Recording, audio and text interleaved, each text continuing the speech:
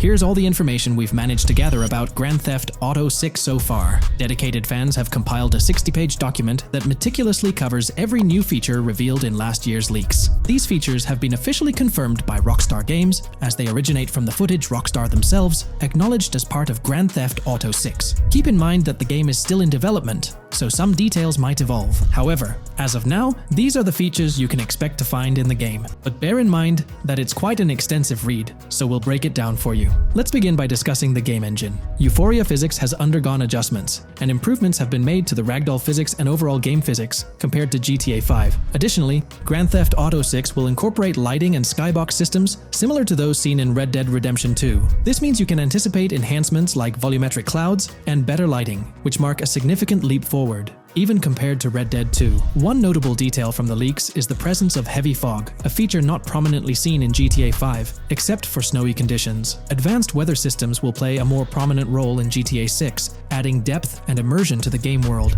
As for characters, we already have insights into several individuals set to appear in the game. While Jason and Lucia are the main protagonists, the leaks have revealed the existence of other characters. These include Dre, not to be confused with Dr. Dre, Sam, a friend of Dre, Kai Wyman, Zach R.B. Shaw, and several others like Vicky, Iris, Shanice, and YJ. It's quite astonishing that we even have details about their heights. Lucia stands at 5 feet 3 inches, while Jason measures 6 feet 1 inch tall. By the way, I'm holding a monthly giveaway for a PlayStation 5. You just need to subscribe and you're entered. Now, back to the video. We've also got details on 3 different gangs set to make an appearance in Vice City: Sand for Sand, a Haitian gang, the Guardia Brothers, and the Far Right Militia. Moving on to tools and items, the list is quite extensive. You can expect to find an autodialer, binoculars, immobilizer bypass, a color tool, painkillers, a pool cue, trauma kits, a golf driver, various food and drink items, a golf putter, a USB drive, a golf iron,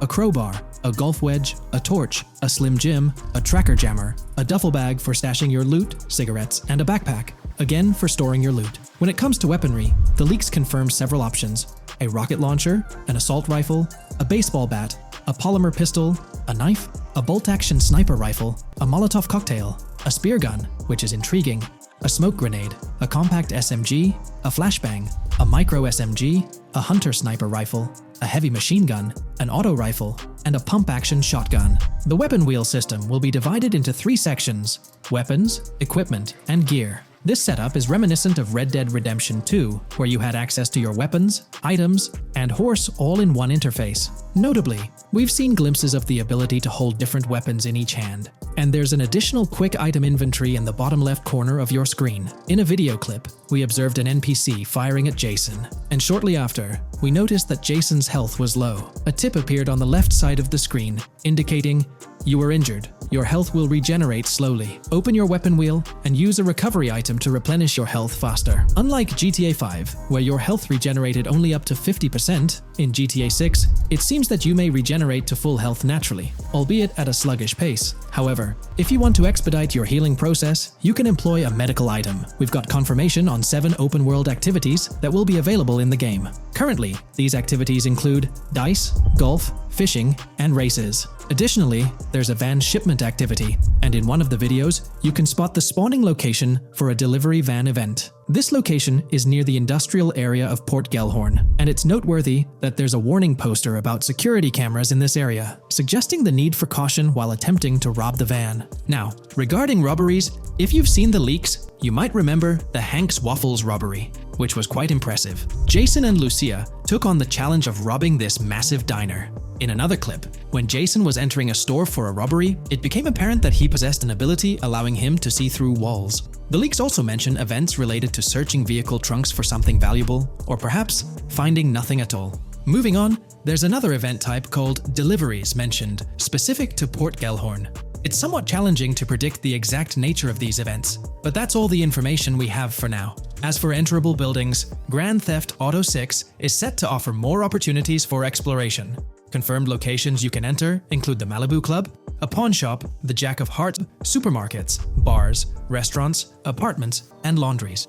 Now, let's discuss multiplayer. In the leaked files, we did come across one multiplayer clip, and in the bottom left corner of the screen, it displayed PL2 of 32, indicating that there were 2 players in the lobby out of a possible 32 slots. This mirrors the setup seen in Red Dead Online and GTA Online. While it's mentioned as 32 slots, it's worth noting that the player count is actually capped at 30, with 2 additional spots reserved for spectators. While hopes may be for larger lobbies in GTA 6, at least during this testing phase, they were exploring the feasibility of 30-player lobbies. Let's delve into collectibles in the game. During a scene in one of the clubs with Lucia, we can observe a developer placing a cardboard box on the ground. Notably, these boxes appear to be lootable, with a circle icon indicating their interactability. The debug text on this box reads, collectibles_car_pass, suggesting that these boxes will contain car part collectibles. Furthermore, there's mention of Wyman car parts boxed generic used, which has sparked speculation that players may collect car parts specifically for a character named Wyman.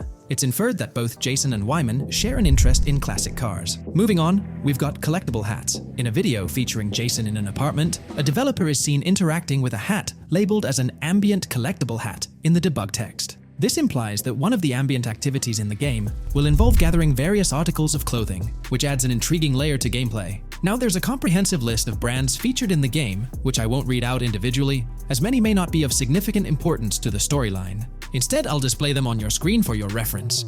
Feel free to pause the video if you'd like to take a closer look. Moreover, we have a list of confirmed animals in the game. As of now, the roster includes snakes, seagulls, skunks, raccoons, alligators, boars, wading birds, squirrels, southern leopard frogs, crayfish, lizards, skunk apes, pigeons, opossums, and whales. Keep in mind that this is not an exhaustive list, and there's a good chance we'll encounter even more wildlife when the game officially launches. These are simply the animals we have information on at this point in time. In the ongoing exploration of the forthcoming Grand Theft Auto installment, a plethora of new gameplay mechanics has come to light. These enhancements promise to augment the player experience in a variety of ways, ushering in a fresh layer of dynamism and immersion within the game world. First and foremost, players can now maneuver while ensconced in cover. This feature introduces a newfound level of flexibility during engagements, allowing for more strategic positioning in combat scenarios. Additionally, the ability to assume a prone position, a feature conspicuously absent in previous iterations of the game, adds an exciting dimension to gameplay, affording players the capacity to lie flat on the ground, potentially enhancing stealth and tactical maneuvers. Furthermore, the inclusion of loot bags offers a means to store surplus items, expanding inventory management options. An interesting addition is the capability to both drop and retrieve weapons, affording players greater adaptability in response to evolving circumstances. During intense firefights, a novel under-fire animation engages, wherein the player character instinctively shields their face from incoming projectiles, providing a more immersive combat experience. In the aftermath of enduring a severe blow, players are granted the opportunity to enact self-revival, potentially turning the tide of adversity. In aiming down sights, the option to seamlessly switch shoulders grants players a tactical advantage, facilitating improved positioning and target acquisition. Moreover, hand-to-hand combat now includes the ability to execute grabs, diversifying the melee combat mechanics. A noteworthy addition to the game is the implementation of buddy communication, embodied in the Buddy Comms and Buddy Ping system. Although specific details remain undisclosed, it is plausible that these features will facilitate coordinated actions between the two main characters, Jason and Lucia. Vehicle combat has witnessed a transformation, as shooting from car windows now entails the complete egress of the player character from the window, enabling full 360-degree firing capabilities, thereby revolutionizing vehicular combat dynamics. The intriguing Eagle Eye system, seemingly exclusive to Jason, allows for a form of wall-penetrating vision, although its applicability to Lucia remains uncertain. Enhancements also extend to interactions with in-game elements. Players will find themselves endowed with a broader range of interactions, such as the capacity to carry bodies, engage in robberies, issue threats, and converse with non-playable characters, NPCs, during heists. Moreover, the ability to collect additional items, including beer bottles and cans, enriches the gameplay experience. Shifting the focus to new gameplay systems, one particularly exciting addition is the concept of money laundering. During the Hank's Waffles robbery, an icon associated with the car wash property, a washing machine adorned with a $sign, has been identified as indicative of money laundering. This suggests that players may have the opportunity to purchase specific types of businesses with the intent of laundering illicit funds in the single-player mode. Moreover, the inclusion of fences introduces a layer of illegal commerce within the game. These fences serve as intermediaries for players to sell illegal items, providing a means to offload contraband and potentially profit from illicit endeavors. The inclusion of hacking mechanics is confirmed to some extent in the game. Lucia is equipped with a set of intriguing tools, including a tracker jammer, immobilizer bypass, USB drive, and an auto dialer. As of now, it remains unconfirmed whether Jason will also have access to these items. Historical leaks from a few years ago hinted that Lucia would be the designated hacker, so the extent of hacking abilities for each character awaits further clarification.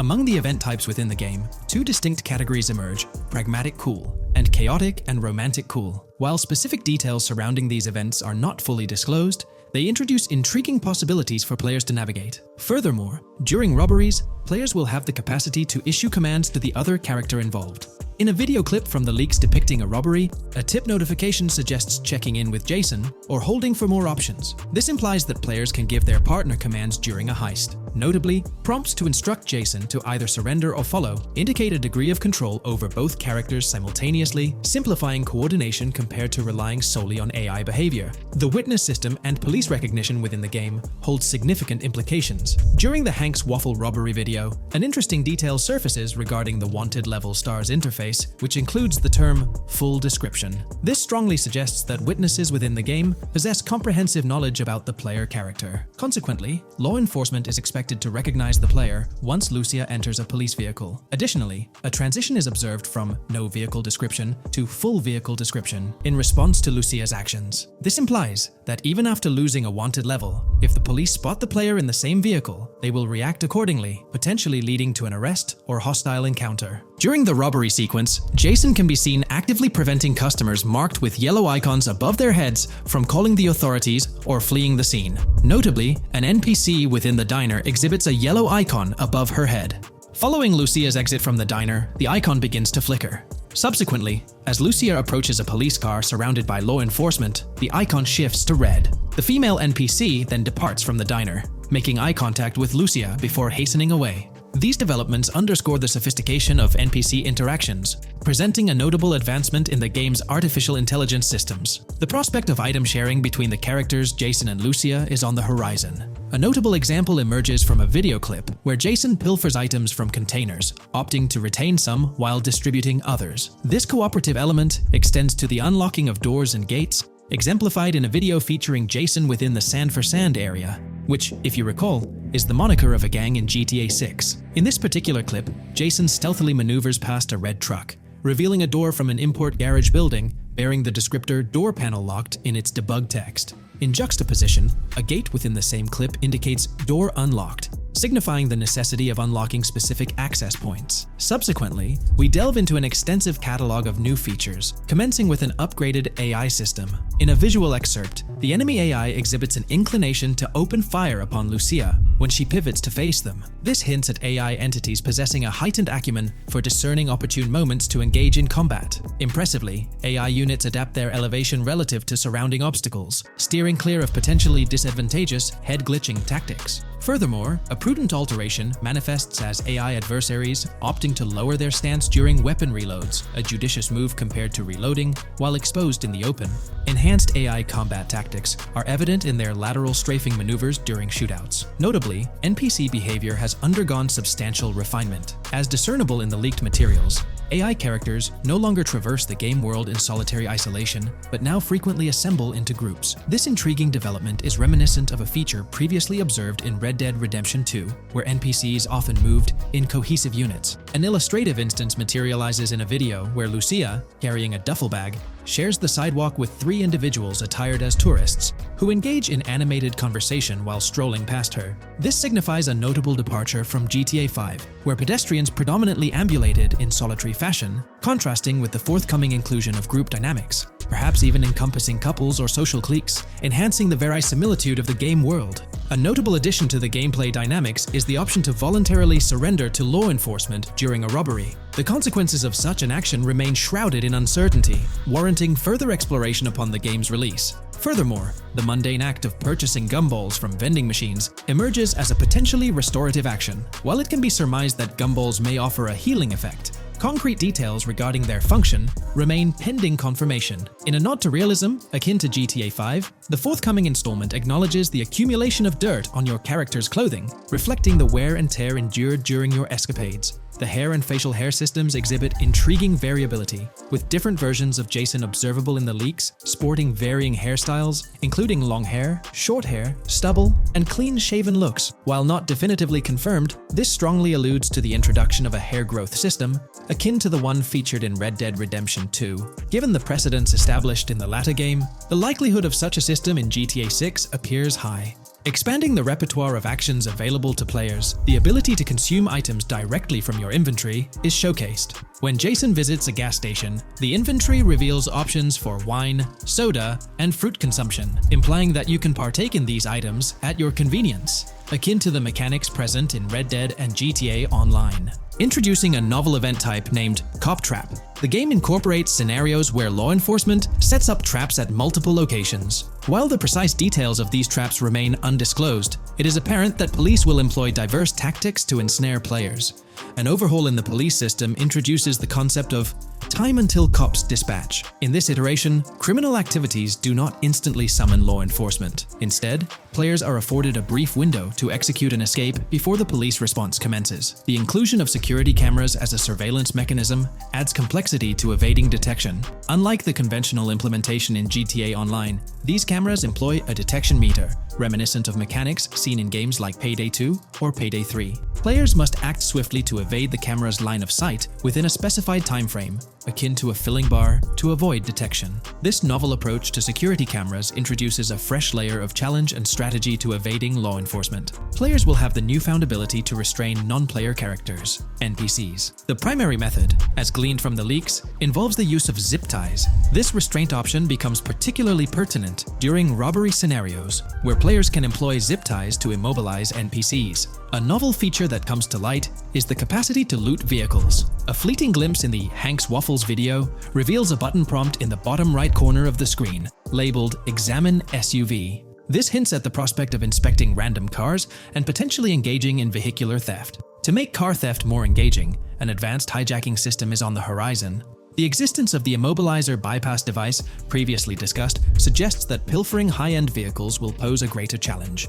Additionally, an item known as the Slim Jim will facilitate unlocking older model cars.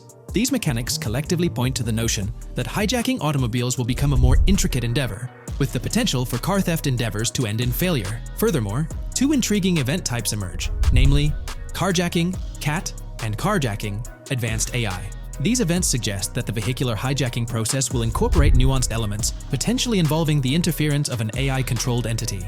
GTA 6 promises to deliver an augmented vehicular experience through improved vehicle damage and handling. In a displayed video clip, as Lucia attempts to evade pursuing law enforcement, cars suffer more impactful damage. Notably, various parts of the vehicles, such as the front fender and hood, demonstrate more realistic deformation and fragmentation. The in-game interiors now feature functional GPS and waypoint systems on the dashboard, enhancing navigational convenience for players driving in the first-person perspective. Additionally, players have the option to enter a car via the passenger seat, offering flexibility in vehicle interaction. A hallmark of GTA 6 is its meticulous attention to detail.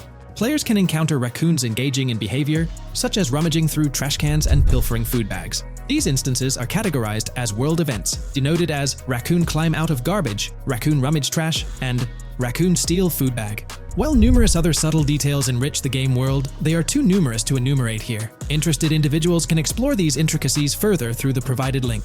Expect a heightened level of auditory realism in GTA 6. Weapon sounds exhibit enhanced clarity and realism, with greater volume. The sounds of bodies impacting the ground will resonate with a more substantial thud, evoking a heightened sense of impact. Police sirens will reverberate off buildings and environmental elements with heightened realism, while items will produce varying auditory responses contingent on the surrounding context. In essence, sound design in GTA 6 aims to authentically replicate real-life auditory experiences. Fascinating developments. Several months ago, a colossal trove of leaked data unveiled a wealth of intriguing random events, world encounters, that promise to enrich the GTA 6 experience. While I won't delve into all of them, the list is nothing short of captivating. Events range from mundane occurrences like parking disputes to more enthralling incidents such as donut burnouts, protests, and even someone suffering a concussion. The prospect of navigating the lifelike world of Vice City, teeming with such diverse activities, is undeniably exhilarating. I strongly recommend pausing the video to peruse this remarkable compilation. Additionally, we have been privy to an extensive catalog of vehicles slated to appear in GTA 6. These vehicles, gleaned from both in-game leaks and files, I encourage you to peruse this comprehensive list at your leisure. It resides on page 30 of the document. Furthermore, the leaks have divulged a plethora of confirmed locations within Vice City and its environs. Naturally, Vice City itself takes center stage, while several districts and neighborhoods will pepper its landscape. Notable locations include Edgewater, North Bay City, Rock Ridge, Little Haiti, Vice Beach, South Beach, Washington Beach, and Key Biscayne. Port Gellhorn, intriguingly, appears as a separate city akin to Sandy Shores or Paleto Bay from previous iterations. The list extends to encompass Yorktown, Ambrosia, Sundown, the Keys, La Pearl, Red Hill, Lake Leonida, Hamlet, Stockyard, Homestead, Grass Rivers, Ekin, Fanaka, Underwater, and Relief. Each of these major locations contains a multitude of sub-locations, a testament to the meticulous world-building evident in the game. As if this weren't enough, the dedicated community has endeavored to construct a speculative map of GTA 6 based on coordinates extracted from the leaks. While the precise layout of the map's northern region remains uncertain, the map preview encapsulates the sprawling Vice City to the south and Port Gellhorn on the left. This visual representation of the game world is undeniably impressive. Today's video dives into the NPC AI patent, focusing on virtual navigation in Grand Theft Auto 6. This patent sheds light on the intricacies of in-game traffic, promising a heightened level of realism compared to previous iterations. We'll explore the notable enhancements Rockstar has implemented, creating a more sophisticated system that elevates the gaming experience. By examining various sources, we aim to provide a comprehensive overview of this navigation system, offering insights into what Rockstar has in store for NPC navigation in GTA 6. Let's delve into the details of this intriguing patent. System and method for virtual navigation in a gaming environment. Let's break down this patent for a moment.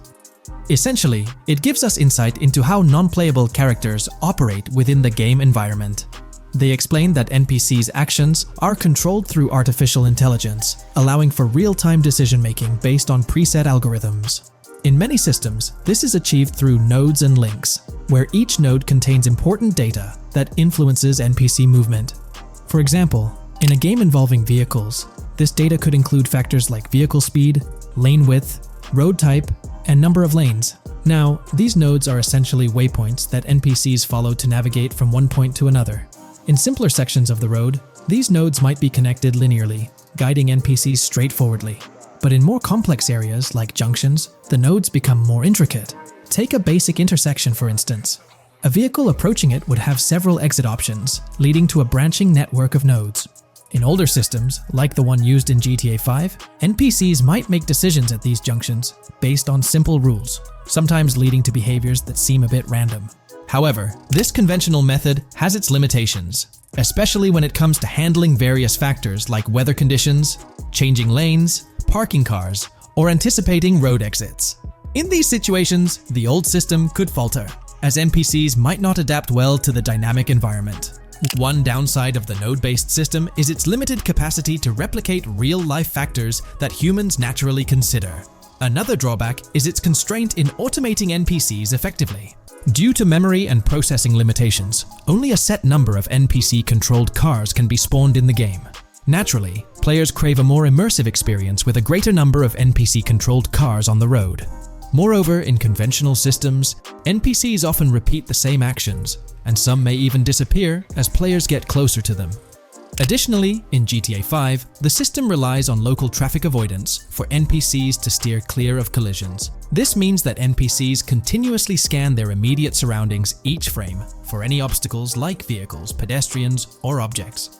Using a front-facing polygon, they gather data about the road layout and calculate the optimal steering angle to dodge obstacles or stay on the road. It's worth noting that this process occurs independently for each frame, without any reference to previous frames. This results in slower detection, as the system may not recognize a road blockage promptly. Instead, it interprets the obstruction as something to be avoided, without distinguishing it as a complete road blockage. Recognizing these limitations, Rockstar has engineered an NPC system that addresses these shortcomings of conventional systems. This advanced system efficiently manages NPC nodes and node graphs, yielding optimal outcomes while circumventing hardware and software constraints. NPCs in this system demonstrate heightened spatial awareness and adaptability, capable of altering routes based on real-time data from the environment. Moreover, this innovative system synergizes with the tagging mechanism discussed in earlier discussions. Through node analysis, the system identifies tags, such as indicating a road leads to a junction unsuitable for large vehicles. Consequently, large vehicles are deterred from entering. Furthermore, NPCs within this system consider various attributes of vehicle types, models, including speed restrictions, acceleration and braking capabilities, top speeds, cornering abilities, and vehicle size. NPCs will consider a plethora of data from their surroundings, leading to heightened situational awareness. Video games are populated by NPCs who are able to make real-time decisions based on their environment. Games use a specific system for NPCs to traverse the game world. However, this system is very limited, and thus the decisions NPCs can make are very limited as well. NPCs in vehicles only consider their close vicinity, but nothing else. Also, to avoid collisions, NPCs only consider the last generated frame and base their reaction on that. No prior frames are considered. Rockstar has invented a new system which aims to fix these issues and make NPCs more intelligent, and thus make the game world feel more realistic. NPCs can now consider factors like traffic, as well as account for changing lanes when parking cars, anticipating a road exit, weather conditions, and the like. There are more than a predetermined number of NPC-controlled cars in the game now for a realistic experience for the player. Vehicles can now plan accordingly in case there is any type of road blockage. This also applies to police cars being able to navigate their way through traffic during a chase. I'd like to highlight another breakdown of the patent, which dates back 3 years ago. Let's delve into it. Takeaway from yesterday's patent post. I've read over the patent post from yesterday, and I noticed a lot of people missed the most exciting information in it. I'll sum it up in non-technical language. It's essentially a method to improve vehicle AL when driving currently. When NPCs drive on the road, they can sense a few cars around them to determine crashes or other things to drive around. This is dumb AL, as it has very few factors to take into account, and requires a lot of computational resources. This is why vehicles despawn when far away to free up the CPU. Rockstar's patent describes a system that primarily will change this and give NPCs more situational awareness. They will essentially have an objective of navigating from one location to another. Simplified, but is essential in making routines similar to RDR2, and be able to take into account other external factors.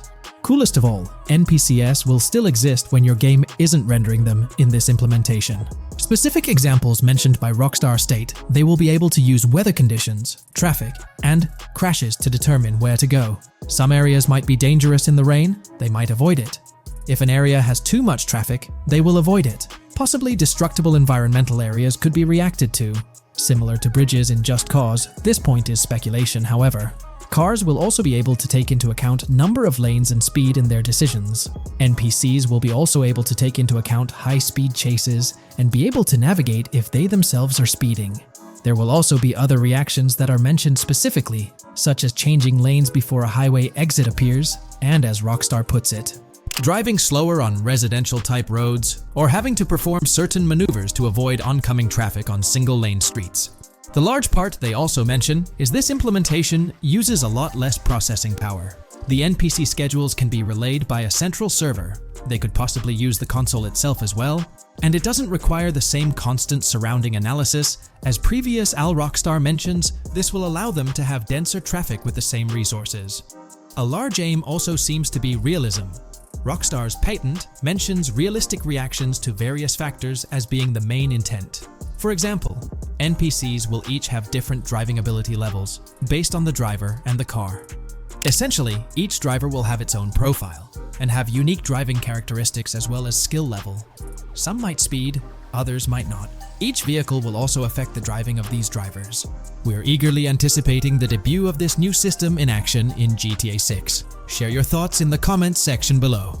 Welcome to this video where we're going to explore 30 confirmed features of GTA 6 that Rockstar Games has officially talked about. But first, a quick heads up. The info we're sharing comes from a security breach and leak of GTA 6 pre-alpha footage. Rockstar Games acknowledged this leak on their official Twitter. Just to be clear, we won't be showing any gameplay footage due to possible copyright issues, but we'll definitely dive into these cool features. Feature 1. Looks aren't just for show. The reactions of non-playable characters, NPCs in GTA 6, are pretty fascinating. How clean your character is, and their overall appearance affect how these in-game characters respond to you. It adds a cool layer to the game, considering how NPCs react differently based on your character's appearance. Feature 2. Let's rev up the excitement with some serious vehicle action. Imagine cruising through the Everglades in a top-notch hovercraft. That's just one of the personal rides available right from the start. And there's more, like taking the wheel of a bold 1970 Ford Ranchero GT in striking red and black, owned by a character named Jason. Feature 3. Here's another level of immersion. Each character has their own stuff, so when you're playing as Jason, you can tap into Lucia's stash and vice versa. Say Jason's low on assault rifle bullets. If you're close to Lucia, you can ask her for some. It opens up a bunch of possibilities for teamwork and sharing resources in the game. Feature 4. For all you die-hard GTA fans, there's a new clothing store in town called Arches. It's got a fresh collection to amp up your character's style. Feature 5. Let's talk graphics. In GTA 6, the clothes are seriously detailed. Wrinkles, dirt marks, and even sweat. Paying so much attention to clothing details makes the characters look super real, adding a ton of authenticity and making the game more immersive. Feature 6. While exploring the vast game world of GTA 6, you'll see a seamless mix of modern vehicles in urban areas and older ones in rural spots like the Everglades. It gives that cool GTA vibe, whether you're cruising in a flashy city car or taking a nostalgic drive in the countryside. GTA 6 has a bunch of wheels to fit whatever mood you're in. Feature 7. During certain heists, there's a timer showing when the cops will show up. Some think it's a developer thing, but it could mean players need to plan their heists well, syncing with the police response for a perfect score. That'd definitely add an exciting twist. Feature 8. I'm buzzing about this one. GTA 6 will feature a massive aquarium. Yes, you heard that right. Players get to explore an aquarium within the game, adding a cool new element to the gameplay. Feature 9. There's a limit on inventory space. Players can't stockpile an endless number of items. A smart move would involve rummaging through crates and storage spots at the docks to earn cash and gather valuable stuff, spicing up the gameplay. Feature 10. Here's something cool. In GTA 6, you're not stuck with your character's right side view like in GTA 5. Following Red Dead Redemption's lead, players can freely switch their character's preferred shoulder for a better view. It also changes which hand your character uses for weapons, making gameplay more immersive. Feature 11. GTA 6 adds a touch of reality with a dynamic day-night cycle. Shops don't stay open 24/7 anymore. Some close at night and reopen during the day, making the whole experience more immersive. At night, the city changes vibe, less traffic, and a different feel altogether. Feature 12. Adding to the mix are special abilities, somewhat like what we saw in Red Dead Redemption 2. From leaked gameplay, it looks like Jason has a unique skill. He can spot valuable stuff in the surroundings. They light up like hidden treasures, adding a whole new twist to the game. Feature 13. Let's dive into some of the confirmed stuff in GTA 6. It's quite a mix. There are spear guns, bolt-action sniper rifles, and a bunch of golf clubs, wedges, irons, drivers. Also, players can use a crowbar to open containers and grab valuable stuff. There's more: smoke grenades, flashbangs, golf balls, and tracker jammers to dodge the cops. Snatching fancy cars might need special tools like the immobilizer bypass. Loads of choices to make gameplay super immersive and fun. Feature 14. Moving on to the awesome in-game places we've seen. There's a bunch: tennis courts, a huge stadium, and even a museum, all with interactive insides. It's bringing back the exploration vibe we loved in GTA 4, and that's got us hyped for GTA 6. Feature 15. In a cool scene during a diner robbery, a non-playable character, NPC, was visibly relieved when the cops showed up, saying, "Finally, thank heavens." This shows how smart the AI is in GTA 6, and it's a sign of Rockstar's attention to detail. Feature 16. Get ready for a huge and diverse map to roam around. GTA 6 covers the whole shebang of Vice City and its surroundings, offering tons to explore. You've got the bustling city, scenic beachfronts, Everglades-like grass rivers, the charm of Florida Keys, and the quaint Port Gellhorn. Port Gellhorn even gets its own police department, showing different areas with their own rules, kind of like what we saw in Red Dead Redemption 2. So, where's your first stop in GTA 6? Drop your thoughts in the comments. Feature 17. Time for a tour of interiors in GTA 6. There's a bunch of places waiting to be discovered. One cool spot making a comeback is Escobar International Airport, giving us those Vice City vibes. Exploring the airport could unlock a load of side missions, opening up endless possibilities for adventures. Feature 18. Tourism's a big deal in GTA 6, making the game world feel alive. You'll stumble upon a clever take on a famous theme park, kinda like Disney World. It's a thrilling spot to dive into, and get this, there's even the International Space Station. Rockstar's really going all out to make GTA 6 an awesome experience. Feature 19. The characters you'll meet in GTA 6 have had some major upgrades. They come in all shapes and sizes, some towering and impressive, others more on the average or smaller side. This variety really brings the in-game city to life, making it feel more realistic. Rockstar's definitely set a high standard in gaming with this, and I can't wait to dive into this amazing world they've created. Feature 20 new gameplay features are here, and one that stands out is using assault rifles while inside a vehicle. It's going to shake up how players handle combat. Feature 21 money in GTA 6 works differently. You don't just magically get more cash in your bank account after robbing a store. Instead, you physically grab the cash from the store counter using a button. It makes the whole experience more real and interactive. Feature 22. Now this is wild. The vehicle customization options in GTA 6 are something else. When you get into a vehicle, hit the left D-pad for the vehicle options menu. You can tweak the seat, fix the steering wheel, and even jazz up the interior. There's talk that this might be limited to developers, but I'm hoping it's for everyone in the final game. Feature 23. There's a ton more to do in GTA 6. The game amps up interaction by letting you handle money, USB drives, weapons, food, and different clothes, giving you more control over the world. Feature 24 hats off to hat customization. In GTA 6, you can style your hat in different ways, showing off your fashion taste. It might seem small, but it makes your character really stand out. Feature 25. Here's a neat twist. When you're on the run and hijack a ride, your criminal description changes a bit, leaving out specific car details. This tricks witnesses and stops them from telling the cops about your getaway car. Smart move to stay hidden and adds a tactical side to the game. Feature 26. The big news? GTA 6 is officially scheduled to hit stores. Feature 27. Something fun and quirky. You can actually interact with gumball machines in the game and snag some gumballs. It's a small thing, but it adds a nice touch of reality to the game. Feature 28. Talking about the cops and what's happening in the game world. During gameplay, I saw the police doing traffic stops, DUI tests, and even searching vehicles. Also, the in-game map shows random NPC AI car accidents, and the cops rush in to handle these, making the virtual world feel genuinely chaotic. Feature 29. Time to talk weapons. GTA 6 brings a massive range of guns, from pistols to heavy artillery. With so many options, the action stays intense, making sure you're armed for any situation. Feature 30 GTA 6 is bringing in an inventory system, like what we saw in Red Dead Redemption 2. Looks like Lucia's got a sports bag hinting at that. Bonus features. Feature 31. Let's take a darker turn, handling bodies in the game. It adds a creepy level of realism players can deal with and move bodies, adding a whole different vibe to GTA 6. It'll be interesting to see how this affects the gameplay. Feature 32. NPCs in GTA 6 are shaping up to be super interesting. Rockstar's bringing in the immersive vibes we loved in Red Dead Redemption 2, and the potential here is huge. The improvements they've made could take the game to a whole new level. I'm super hyped to see what Rockstar's got up their sleeve. Feature 33 GTA 6 starts off with a bang, small-time heists, and the chance to rob small businesses, giving you a thrilling start. Feature 34. You'll get your hands on a bunch of tools to up your crime game in GTA 6. Lockpicks, hacking gadgets, and more are there to help you handle whatever challenges come your way. Having the right tools in your pocket makes the gameplay more lively and exciting. In today's video, we're delving into the character creation aspect of Grand Theft Auto 6 and exploring how in-game NPCs will be generated. We'll take a look at a recent patent filed by T2 Interactive, the parent company of Rockstar Games, which sheds light on the character creation process within the world of GTA 6. The patent reveals details about a new system developed by Rockstar Games, designed to streamline character creation and leverage the capabilities of current generation consoles more effectively. As game worlds grow in size and complexity, filling them with diverse and compelling characters and environments becomes increasingly challenging. Artists are tasked with creating every individual in-game object, from characters to buildings and interiors. As these worlds expand, the computational and design efforts required also increase. However, Rockstar Games has once again demonstrated innovation by developing a system that optimizes the rendering of 3D objects, ensuring efficiency without compromising on detail. This system addresses the challenges posed by the ever-expanding scope of game worlds. The patent we're examining in this video is titled System and Method for Game Object and Environment Generation.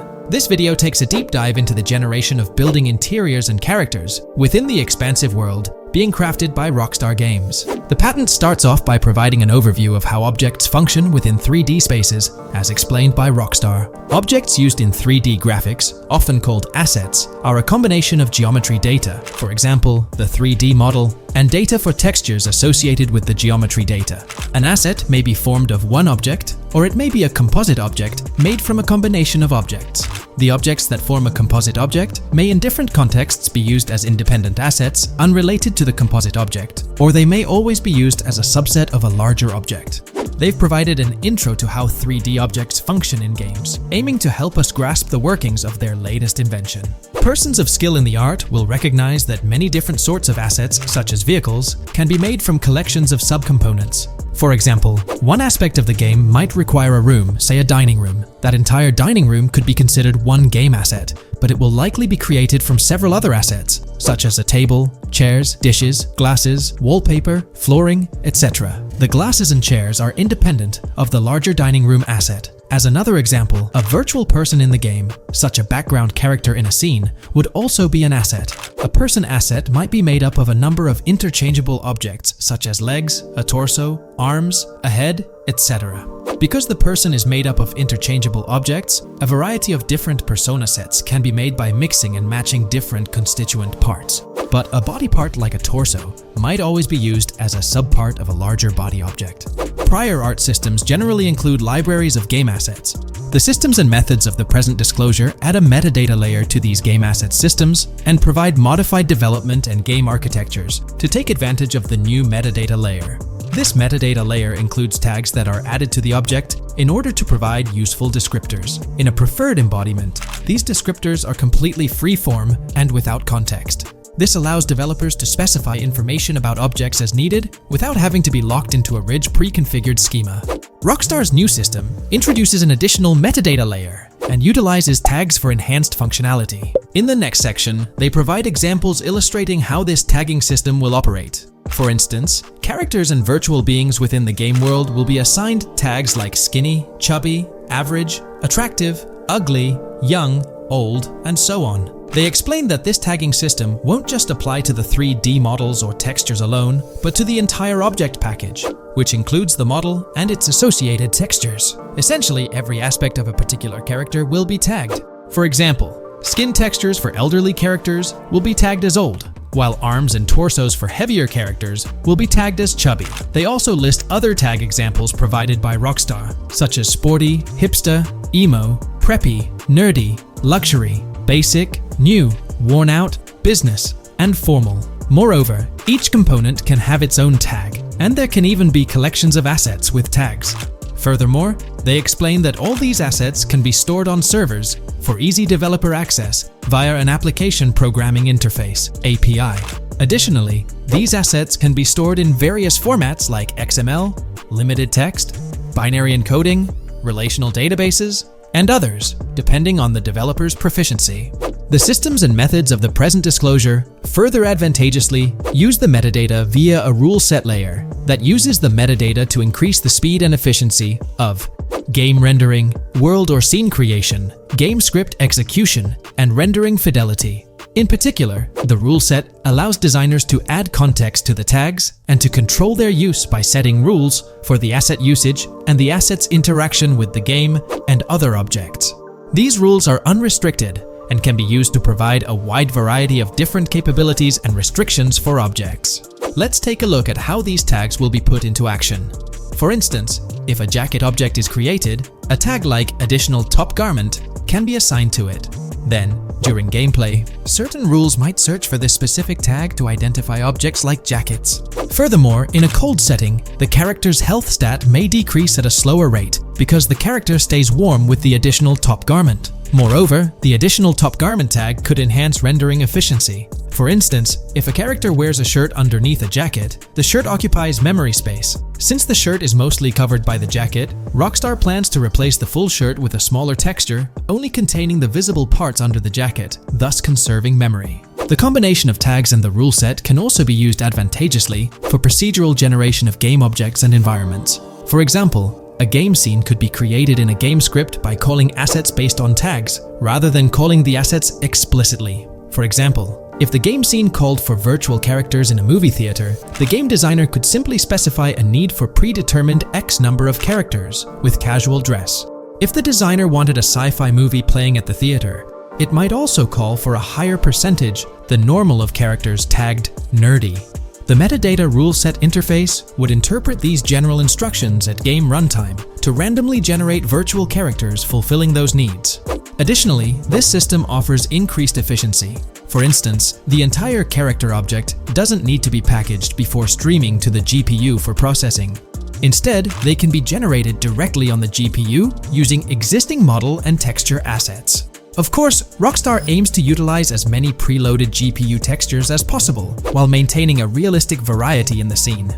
Moreover, this system allows them to control the number of preloaded textures used in a scene. For instance, more textures can be preloaded for complex scenes and fewer for simpler ones. The goal of this video is to provide an overview of the key aspects of this new system, so I won't delve into every example described in the patent. Turning to the details of the specified metadata, in a particularly advantageous embodiment, the following metadata is included for each model and texture: IDs, property tags, match tags, randomization restrictions, expression data, and optimization data. While this selection of metadata has been found advantageous, different groupings and subsets of these tags can be mixed and matched as needed to accomplish particular design goals without departing from the spirit and advantages of the present disclosed inventions. The uses, embodiments, and benefits of each of these fields are described as follows.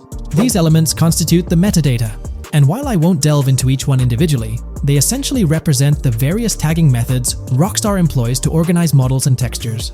These tags facilitate accurate and efficient filtering and sorting of assets within the virtual world. I trust this video provided you with an understanding of the tagging system Rockstar has devised. I'm personally excited about the potential for greater NPC variety in this vast world. Feel free to share your thoughts in the comments below.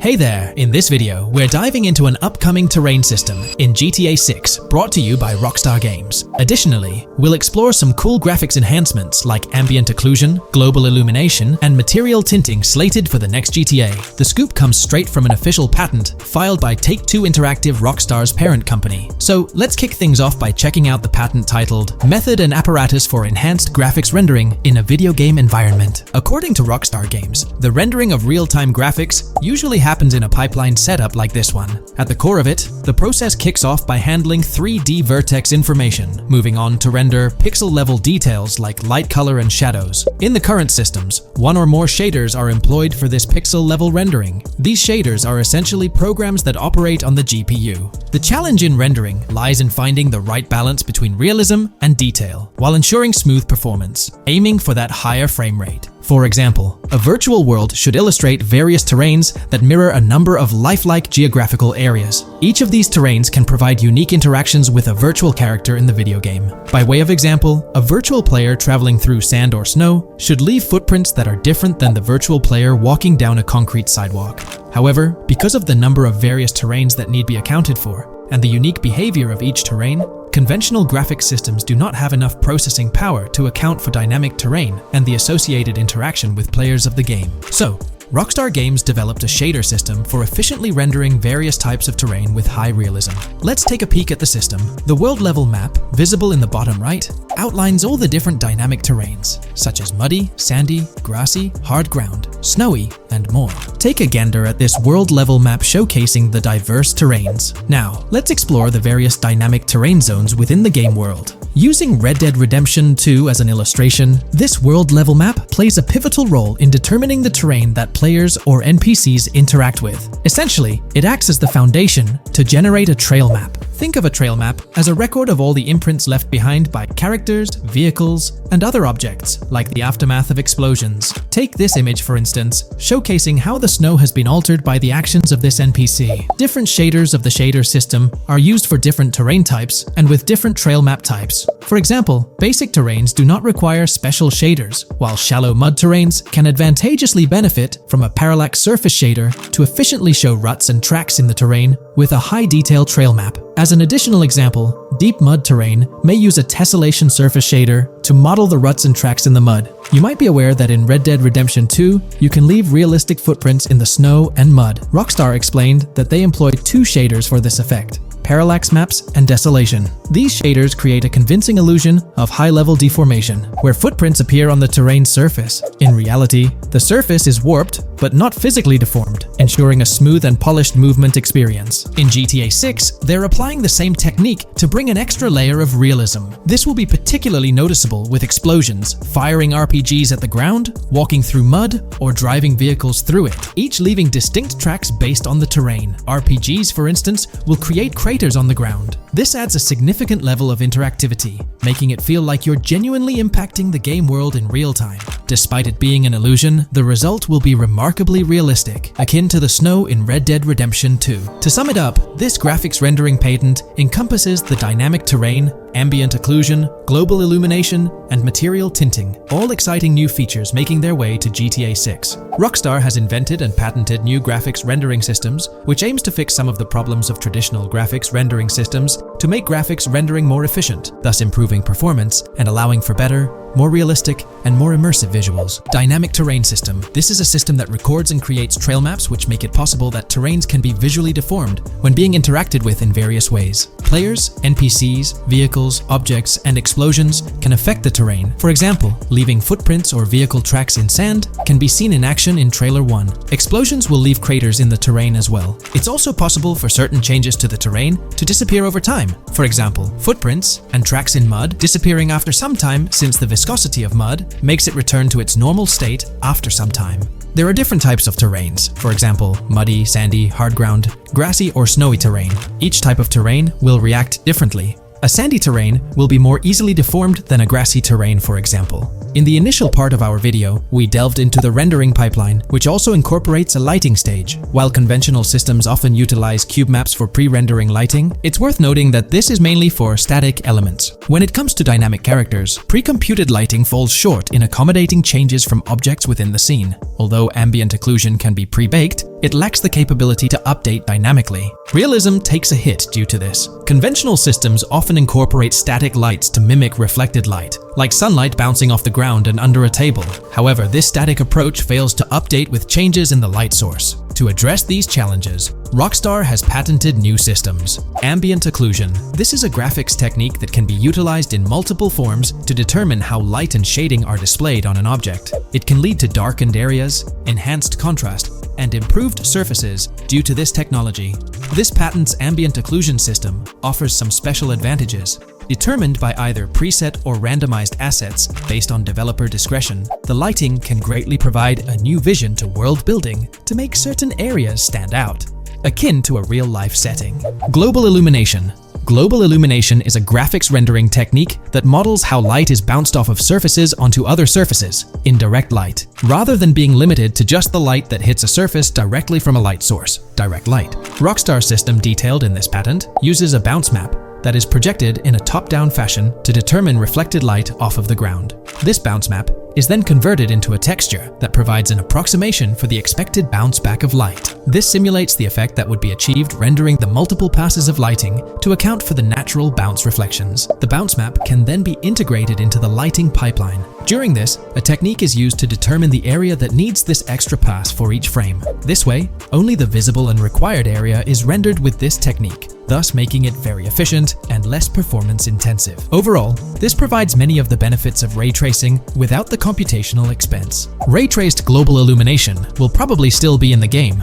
For example, Lucia prison clip in Trailer 1. This special system is just a way to render large-scale global illumination efficiently. Now, let's touch on the final problem that Rockstar has addressed through this patent with conventional systems. Finally, as another example, to develop a rich and engaging game world, it is advantageous to populate the world with variations of similar objects. In other words, you do not want every simulated person, cow, gun, car, cart, ship, or animal generated in the game to look the same. Because the 3D model for many of these objects would be identical, variation was traditionally accomplished by creating different texture files to paint a different look on the object. For example, two variants of a cow model could be created, one with a texture to create a brown cow, and the other with a texture to create a black cow. These prior art systems created the desired variety at the cost of artist time, computer memory, and resources to maintain a multitude of different hand-authored variants for each in-game object. To combat this, Rockstar is introducing material tinting. RDR2 had a system that could tint the color of clothes to create far more variations on NPCs. This new patent is an evolution of that system and allows for creating of several in-game object variants from a single model. It can not only modify an object's colors, but other material properties, such as metalness and lighting parameters, or add additional layers to it, such as mud, snow, or dust as well. Envision the extent of customization that awaits in this game. Summing up the official patent for graphics rendering,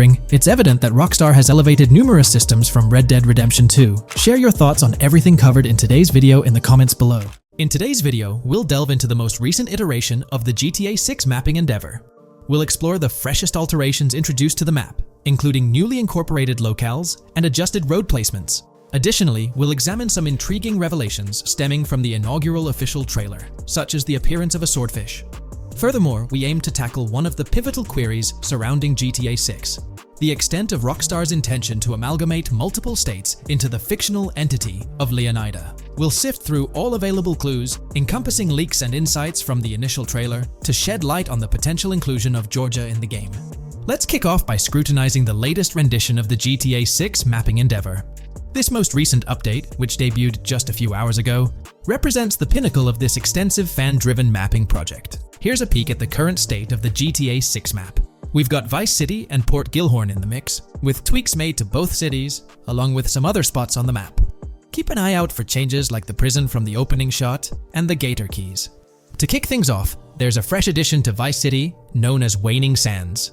While details about this neighborhood are mostly speculative at this point, it's believed to be the setting for a pivotal scene from the trailer. You know, the one where Jason and Lucia dodge past a few police officers in their getaway vehicle. In this vicinity, you'll find the Evergreen Mall Center, prominently featured at the start of the scene. Keep an eye out for a sign on the right side of the frame, showcasing various stores set to be part of this plaza. In a recent mapping video, there was some speculation about whether this plaza would be fully accessible. While only part of the name MLE is visible at the top of the sign, it seems the mapping community is also leaning towards it being called Evergreen MLE. However, the exact location of the MLE within the plaza is still up for speculation. Notice how the buildings on the map are marked in red? Well, there are a few other speculative additions to Waning Sands. These include a gas station, Sailbolt K condos, and Cricket Club condos. Here's what we're using as a reference. You can catch a glimpse of the gas station roof along with other nearby buildings. In a previous video, we floated the idea that this could be Topgolf in Dalal, Florida. However, it seems unlikely now since the placement doesn't quite line up. But hey, let's hold off judgment until we know more. Now, let's talk about some updates in the positioning of various elements. The placement of several buildings, basements, speculative roads, metro, rail, crosstown, downtown, and Brickell has been tweaked. We're using yellow and purple lines to show the speculative metro and railway in Vice City. The metro system has seen some significant enhancements, especially in its connectivity to Vice City International Airport and the area between Crosstown and Brickell. The buildings in this vicinity have also been reorganized to more closely resemble their real-life counterparts. Speculative roads and highways have been adjusted to better fit the new placements. We've also made slight adjustments to the rotation of the prison from the opening scene with Luke to align with new evidence. Additionally, we've fine-tuned the positions of some trailer markers in the Stockyard area, such as those for the car meet in Wynwood and the bikers in Little Haiti. In terms of location changes, Leaf Links from the previous map version has been moved to Virginia Key, meaning earlier speculations regarding Leaf Links are no longer applicable. Furthermore, based on new radar map evidence, the shape of Picnic Island has been altered. Heading down south, you'll notice that Hamlet is no longer labeled as such. Instead, it's reverted to its real-life name, Homestead. This change suggests that Hamlet might be situated elsewhere in the game.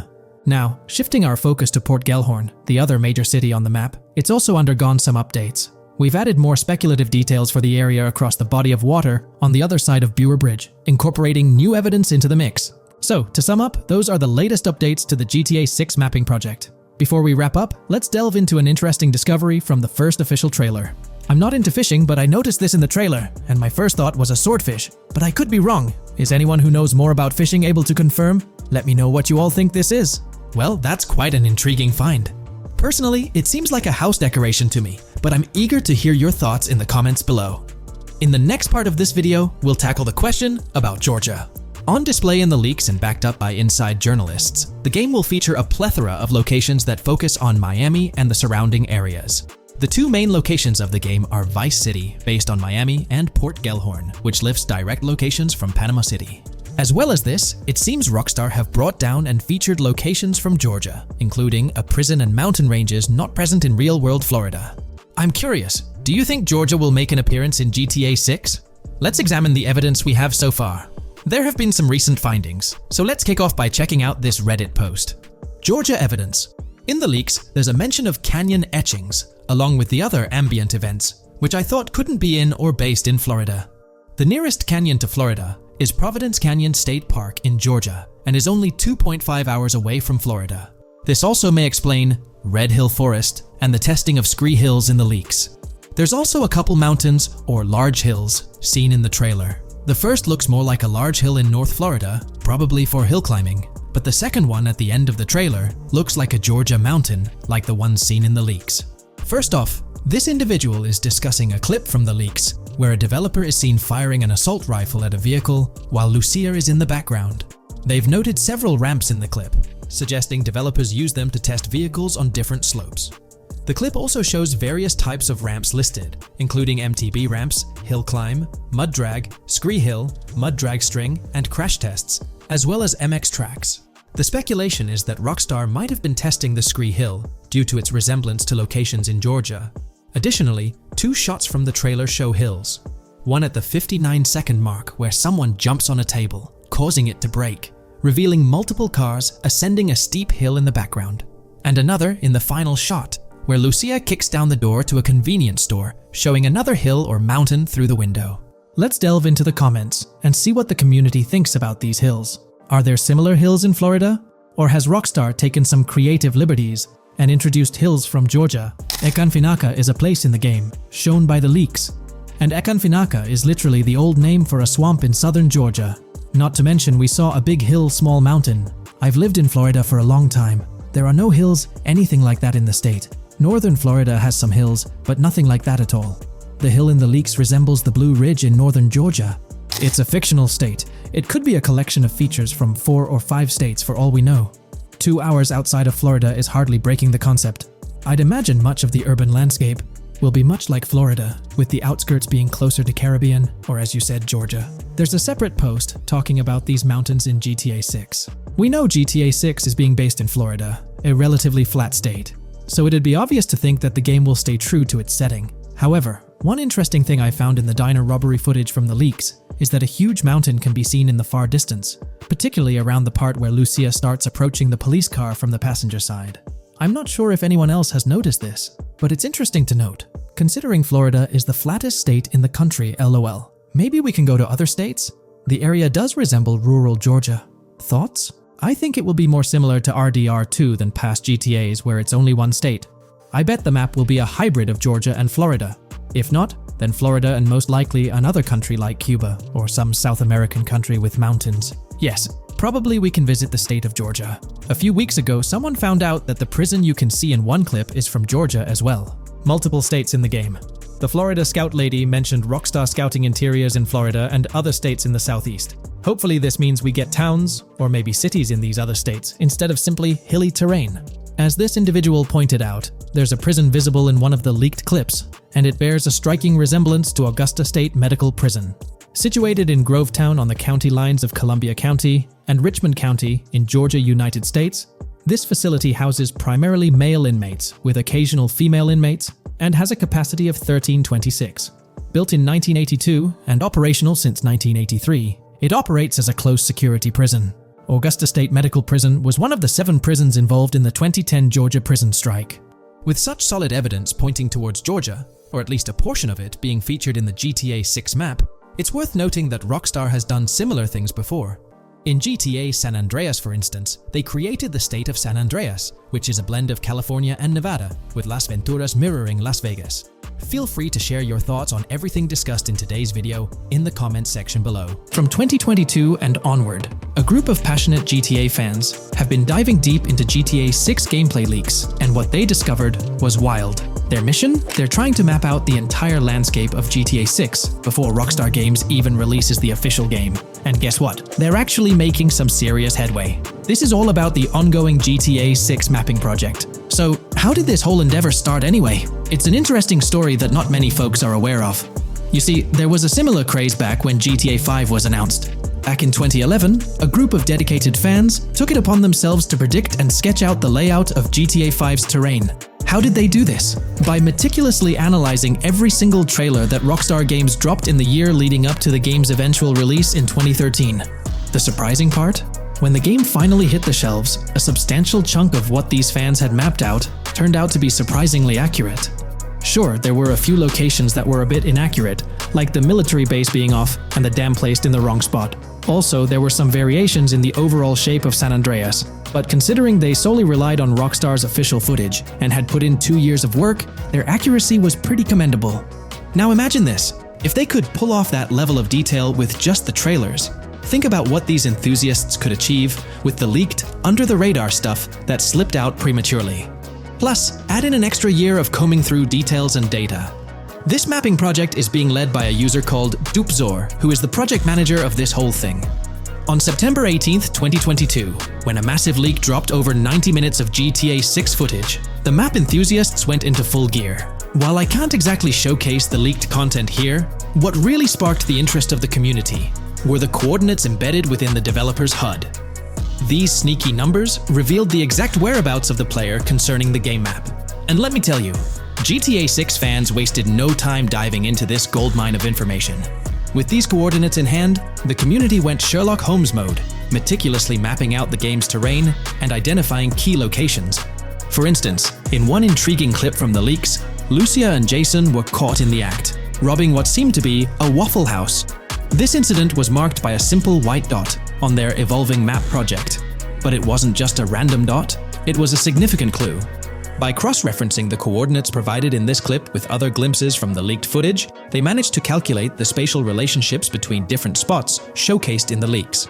This detective work allowed them to gauge distances and plot out the relative positioning of these places within the game world. However, it didn't stop there.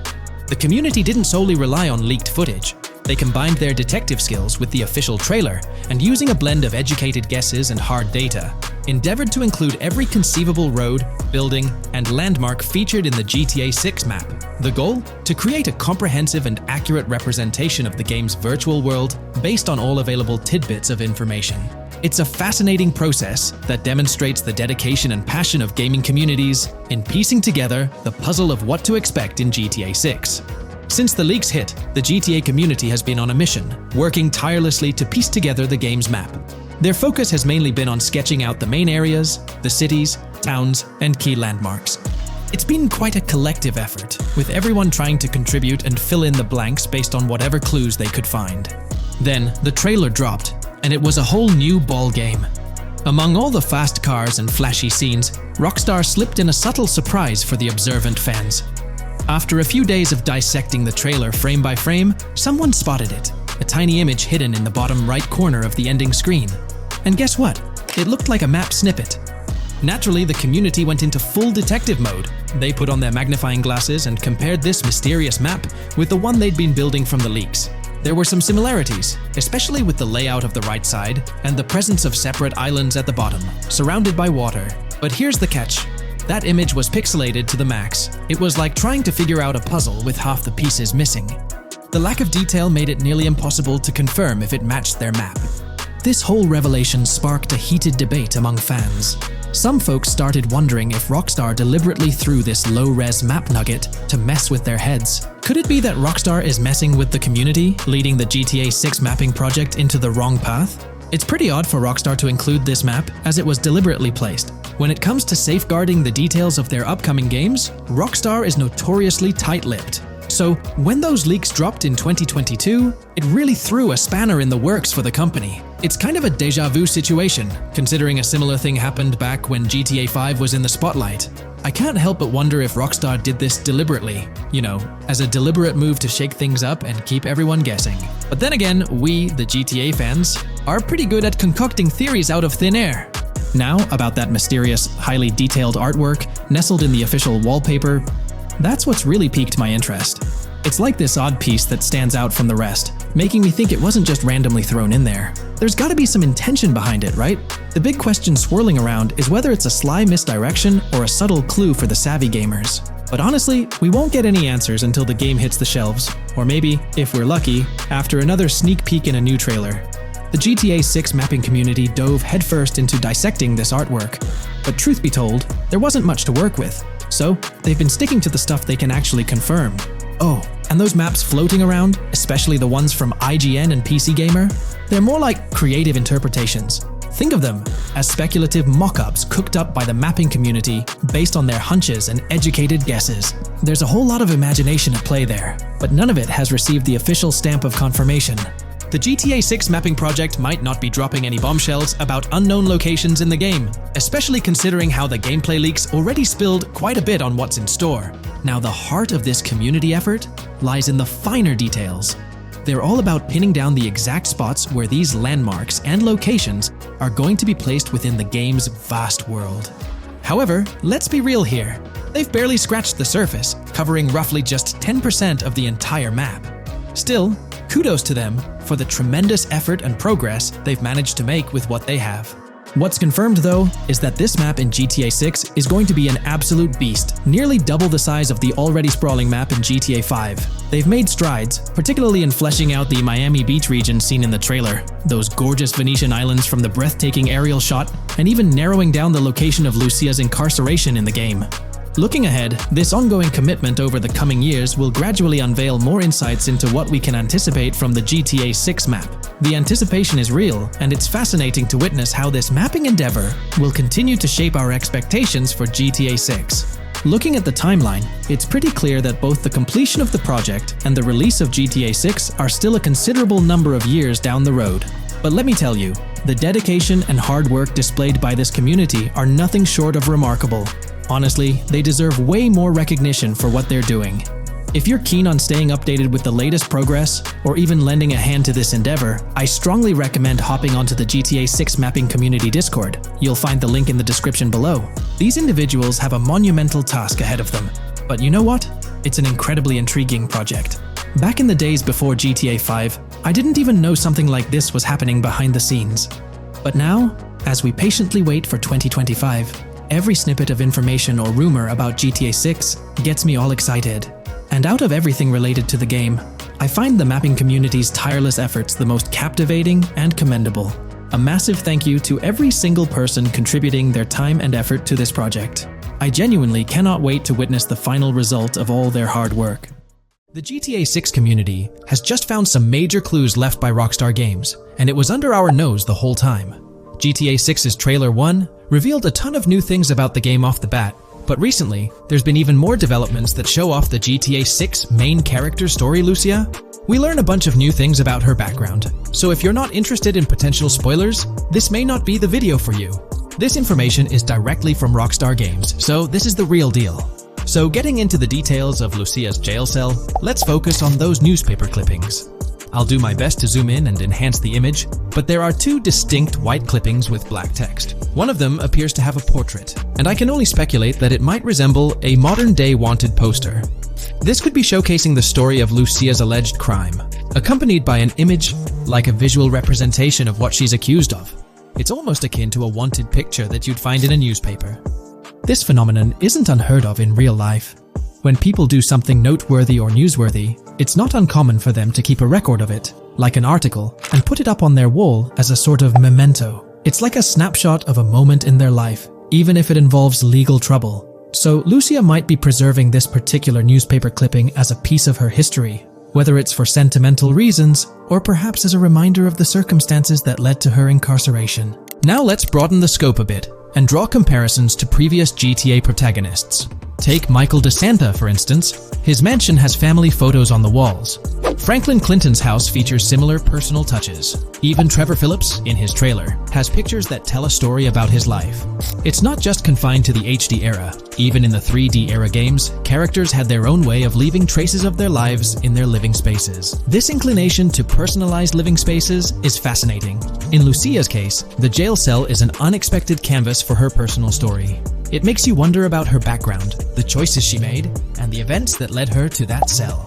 Exploring these details could give us a deeper understanding of who she is and why she's in the predicament we find her in. Considering Lucia's attachment to those newspaper clippings, it raises interesting questions about her attitude towards her crimes. Perhaps she finds a sense of pride, or even enjoys the bit of notoriety or fame she's garnered from her actions. Keeping those clippings might be her way of cherishing the attention or recognition she's received. The prospect of spending a substantial amount of time in prison also suggests that it could involve more than just a brief cutscene, but potentially a series of missions within the jail environment. Now, shifting our attention to the picture above the bunk bed, it's a bit of a visual puzzle. While it's challenging to discern details, on the left side, there's a guy with a drink in hand, donning a white t-shirt. Next to him is a woman with voluminous hair, and in the foreground, there's another figure. This composition raises the question of whether these individuals could be Lucia's family. The dynamics and connections between characters are often crucial in unraveling the narrative of any GTA game. Acknowledging my limited knowledge about jail life, it's uncertain whether inmates generally have the privilege of keeping photographs with them as mementos. However, in this specific scenario, it appears that Lucia can. This might imply that the prison depicted isn't a maximum security facility, given the freedom for inmates to keep personal items. While the setting is far from casual, it offers a level of interaction and mobility, allowing inmates to go outside, engage in conversations, sit at tables, and soak in sunlight. The orange jumpsuits signify their status, but the absence of being handcuffed to the ground suggests a certain level of relative freedom. In this context, the allowance of pictures and photographs could offer an additional layer of insight into the characters and their personal connections, providing players with a unique perspective on Lucia's life, both inside and outside the jail cell. Taking a closer look at the latest image, which I've adjusted to bring out more details, there's another intriguing photograph. A guy in an orange shirt catches the eye, positioned alongside two women on the right. The one on the left appears to be sporting a hat and sunglasses, although discerning whether any of them is Lucia remains challenging. They could very well be family members, close friends, or simply individuals from her social circle. Amidst all the uncertainty, Lucia seems notably fixated on reflecting upon her actions and the community's response. Beyond this, it's evident that Lucia maintains a distinct connection with a specific group of people, as indicated by the presence of their pictures in her jail cell. It's not just about her individual experience. There's a shared history captured in those photographs, hinting at relationships that go beyond the confines of the jail cell. Directly below the image featuring the guy in the orange shirt and the other girls, there's yet another photograph. Although the details are obscured, the presence of someone standing in the picture is noticeable.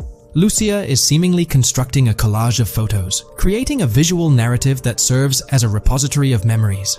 These images might play a crucial role in not only grounding her within the context of her relationships, but also providing a semblance of continuity and connection to the outside world. It's worth mentioning that the footage I'm working with is the highest quality version sourced from YouTube, as Rockstar hasn't officially released it on their Newswire page.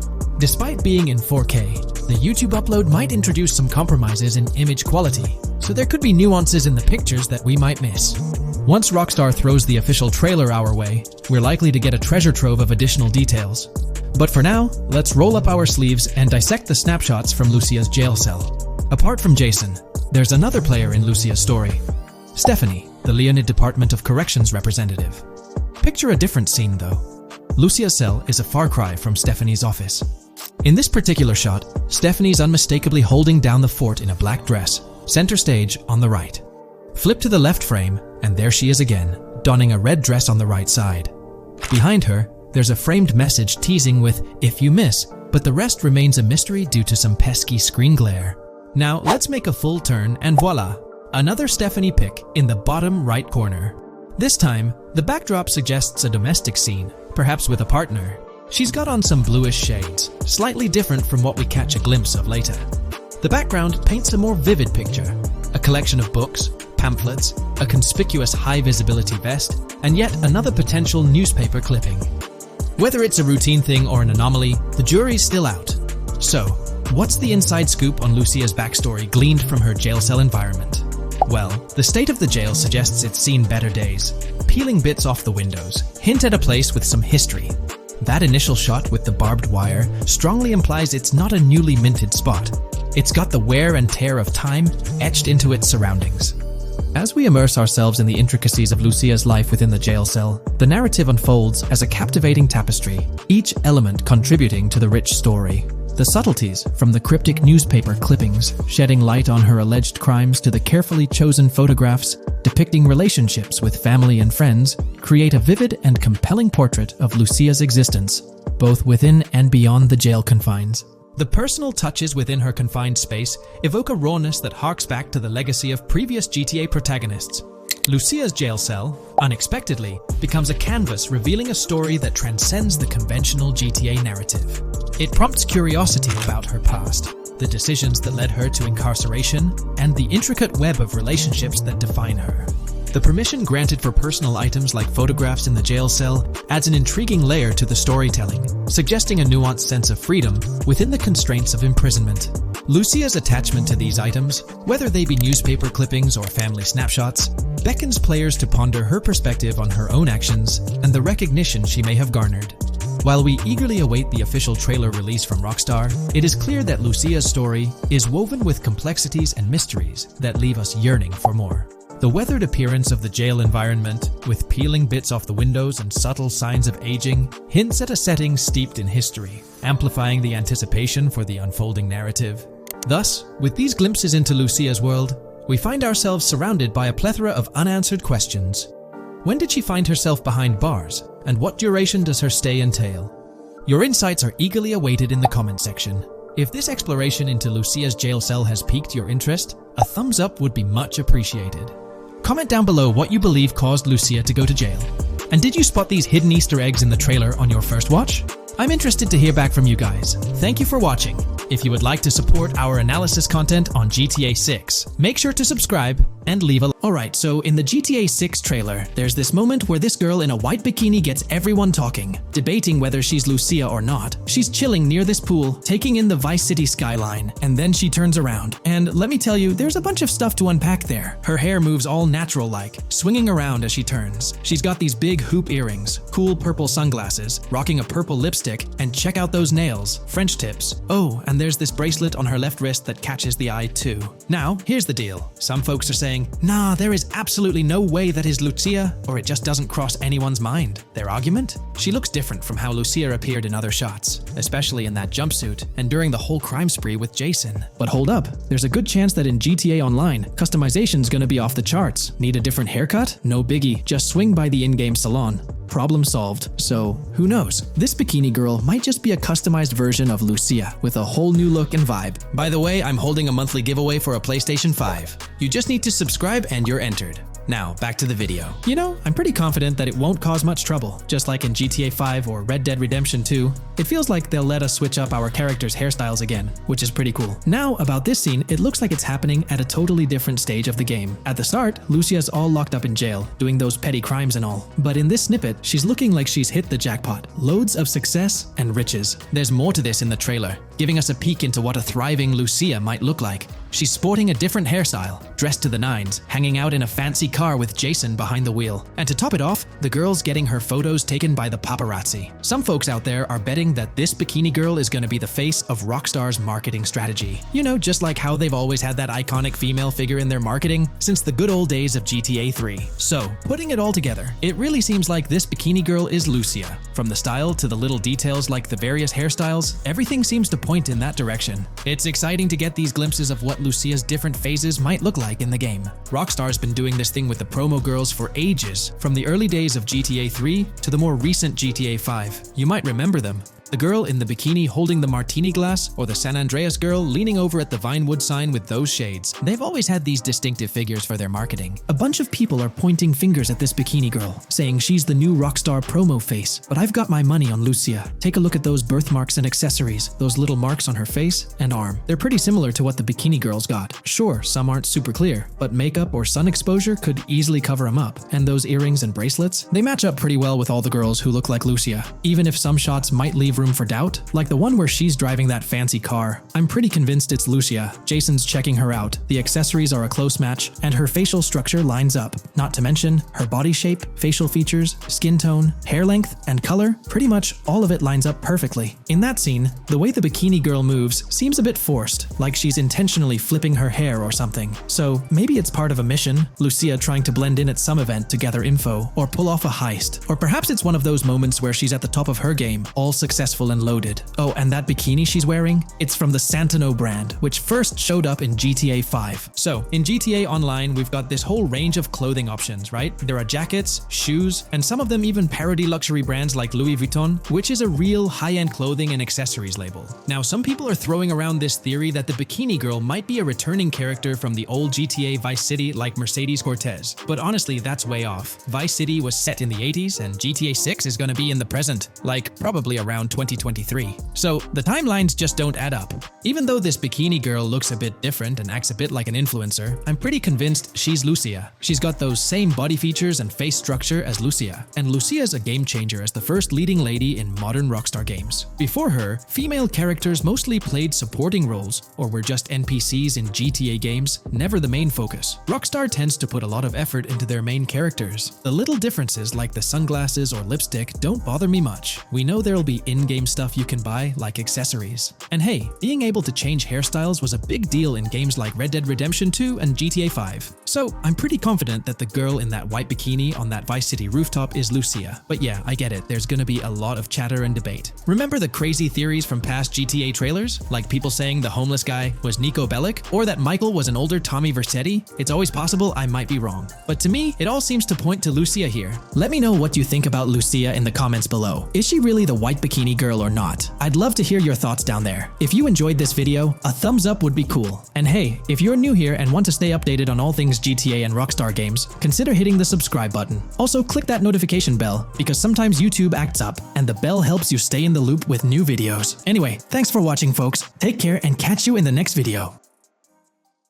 In today's video, we're about to explore the intricacies of the Vice City mapping project, unraveling the mysteries of the latest map iteration. Join us as we meticulously analyze the details and draw insightful comparisons between the expansive GTA 6 map and its predecessors within the series. Our adventure doesn't stop there. We'll be immersing ourselves in the leaked information from 2022, unveiling a treasure trove of open-world activities. Brace yourselves for a comprehensive list featuring every nook and cranny on the GTA 6 map, showcasing not only new additions, but also the anticipated return of beloved locations from the iconic GTA Vice City, as hinted in the leaks. Let's kick off this exploration by delving into the heart of the GTA 6 mapping project. For those familiar with it, this official endeavor aims to provide a scale-accurate representation of what players can expect in the actual game. The map sprawls across two major cities, Vice City and Fort Gorn, and every detail is meticulously curated from leaks and the official trailer. Now, for those wondering about the seemingly expansive green spaces on the map, it's important to acknowledge the limitations of our knowledge. The apparent emptiness serves as a stark reminder of the scarcity of information currently available. The top portion of the map, appearing cut off, isn't indicative of boundaries or future expansions, but is rather a canvas awaiting details yet to be unveiled. Addressing rumors about the map's size, speculation abounds that GTA 6 will boast 3 major cities. While Vice City and Port Gorn are confirmed, the third city remains shrouded in mystery. There's a buzz that it might be Yorktown, potentially located north of Port Gorn. However, specifics about the placement of these locations marked in red are still elusive. Now, let's delve into the exciting prospect of exploring key locations on the GTA 6 map.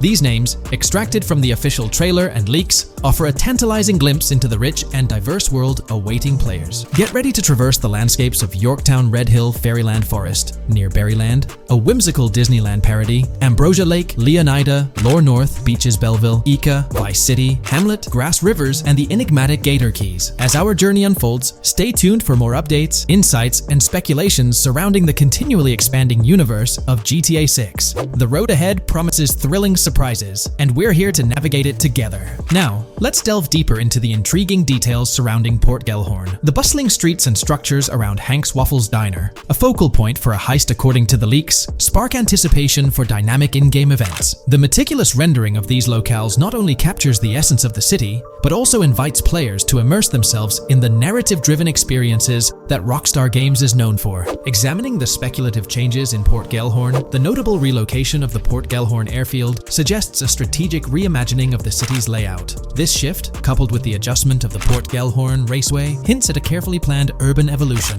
potentially altering the dynamics of the airport's placement within the city. The industrial sector of Port Gellhorn provides a gritty backdrop, with the iconic United States Prison maintaining its imposing presence. The inclusion of the pawn shop, prominently featured in the trailer, underscores the developer's commitment to integrating real-world elements seamlessly into the game environment. Venturing southward, areas like Second Fina and Belleville remain enigmatic, their constant relocation adding an element of unpredictability to their final positioning on the map. Ambrosia La Pearl, steeped in mystery, teases players with its undisclosed location, heightening the sense of intrigue surrounding these diverse neighborhoods. Our exploration now takes us into the heart of Vice City, where a substantial chunk of the urban landscape unfolds before us. While speculation abounds regarding the placement of red buildings and names, the gray structures, sourced from both the trailer and leaks, serve as tangible landmarks, anchoring our understanding of the evolving cityscape.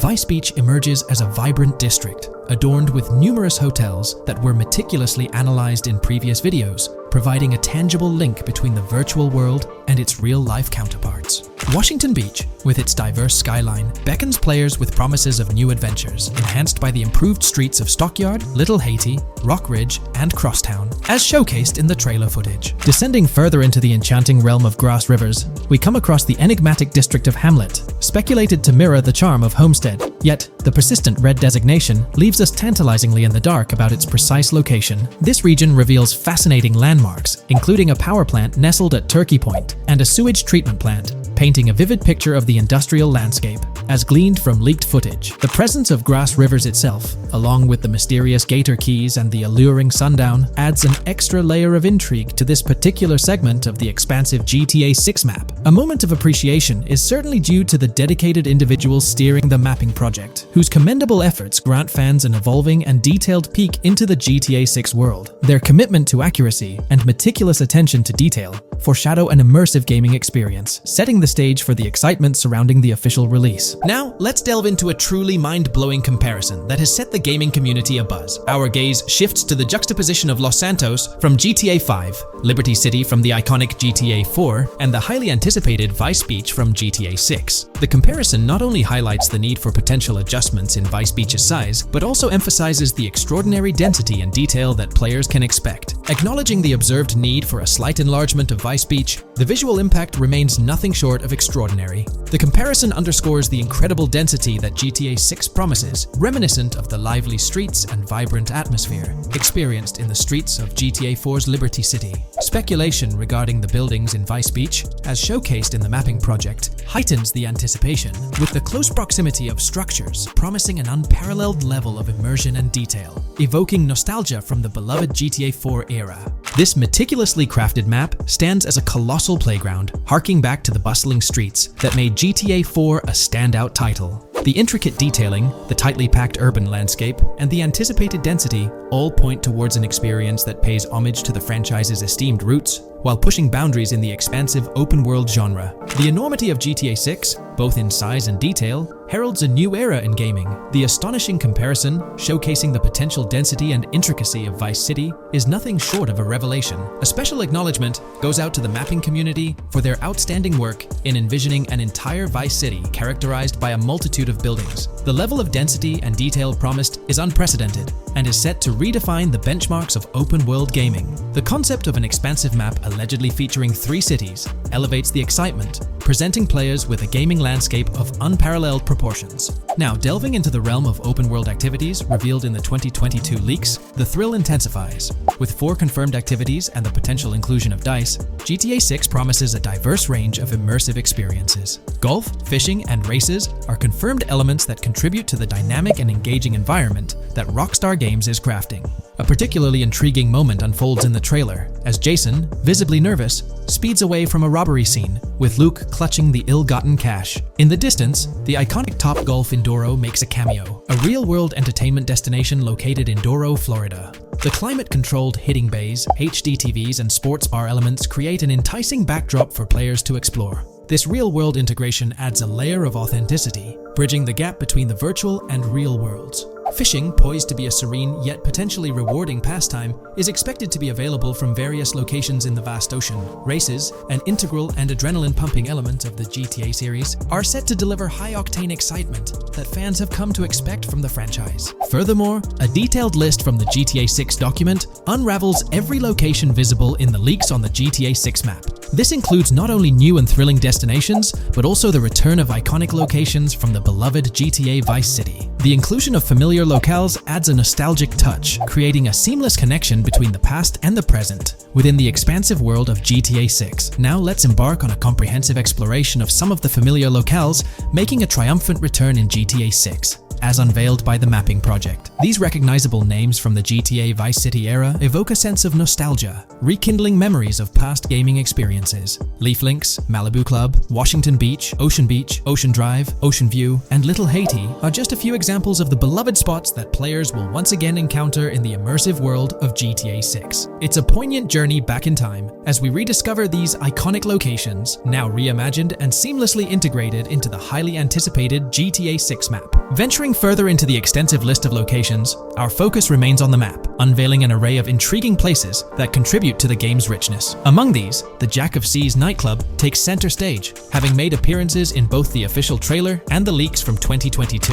While a detailed reading of every location is beyond the scope, feel free to pause the video and explore these fascinating spots at your own pace. From quaint small stores to the distinctive stone sculpture gracing Vice Beach, each location adds layers of detail and authenticity to the sprawling game world, some of which have been exclusively revealed through leaks. Shifting our gaze to Port Gilhorn, a diverse array of captivating places awaits discovery. The car wash, soccer field, a bustling basketball court, the Ambrosia Farm, and the intriguing King Neptune statue are just a glimpse into the eclectic offerings in this part of the map. Sailing through the Keys, exploring underwater ruins, investigating an underwater research facility, and contemplating the mysteries of the Bermuda Triangle add an extra layer of fascination to the GTA 6 experience. With the unveiling of the Mapping Project, the sheer depth and meticulous attention to detail that Rockstar is investing in the GTA 6 map become even more awe-inspiring. The possibilities for Easter eggs and hidden secrets in this expansive and densely packed landscape seem limitless. As we peel back the layers, the anticipation and excitement for the intricate world Rockstar is crafting only intensify.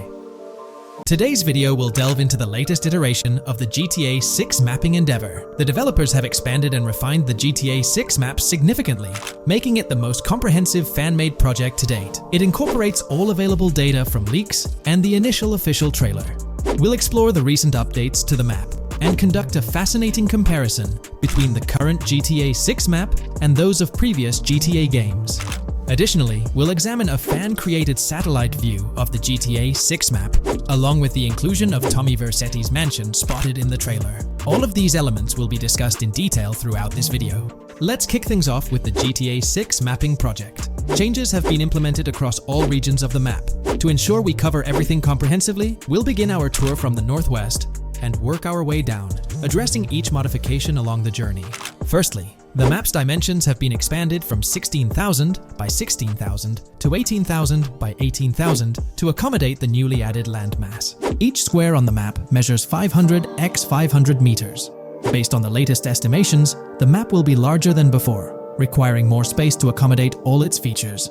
Currently, the northern portion of the map remains unknown, which contributes to its perceived size. Hence, the map extends beyond what's visible on the screen. According to rumors, the GTA 6 map is speculated to encompass 3 major cities. Presently, we're aware of 2. Vice City, the largest city, and Port Gorn, which has undergone further expansion in the latest map update. The third location, Yorktown, is anticipated to be modeled after Tampa. Rumors suggest that it could be the third major city featured on the map. However, at present, there's limited information available about it in the leaks. The only indication we have is a sign displaying New York Tune within Port Gorn. Regarding Port Gorn, details are scarce apart from its name and general location. It's positioned north of Fort Killorn and east of Yorktown, Moving on, we encounter Hank Hill, one of the notable elevations in the game. Despite Florida's predominantly flat terrain, Rockstar has incorporated hills sporadically to diversify the landscape. Adjacent to Hank Hill are the Domed Hills, another series of elevated areas. Notably, the border of a river is highlighted in orange, indicating speculative terrain. Nonetheless, it appears to be situated in the vicinity of Red Hill, a small town positioned near Lake Leonida. The largest body of water, Lake Leonida, sits approximately at the map's midpoint, drawing parallels to Lake Okeechobee in real life. To the north of Lake Leonida lies Fairyland Forest, a wooded area neighboring Fairyland, a playful nod to Disney World. To the east of Lake Leonida, you'll find Ambrosia and Laurel, two additional small towns, along with North Beaches. Heading south from Yorktown, we reach Port Gorn, which has undergone expansion westward. The buildings and roads depicted in black and grey correspond to those visible in leaked footage and the trailer. Roads highlighted in red, along with orange borders, remain speculative. However, the port area shows two speculative buildings and a portion of the border that's confirmed. The Bay Area has seen overall enlargement, including modifications to the speculative islands near Port Gorn. Additionally, a newly added section featuring small islands and a confirmed border indicates further expansion. With these developments, Port Gorn's size may rival that of Vice City. It might not match Vice City's scale, but it could rival, if not surpass, GTA 5's Los Santos, which is remarkable, considering it's our second city on the map. Additionally, the confirmed borders of Port Goro have been adjusted based on new evidence. The remaining areas in Port Goro largely remain unchanged. We still have Han Waffles Diner, surrounded by its buildings and structures, along with Port Gorn Motel, Gorn Bluff, the Pawn Shop, Port Gorn Raceway, Port Gorn Airfield, and the United State Prison. Belleville and Econfina remain situated near Vice City. Now, focusing on Vice City itself, much of it retains its layout from the previous map update.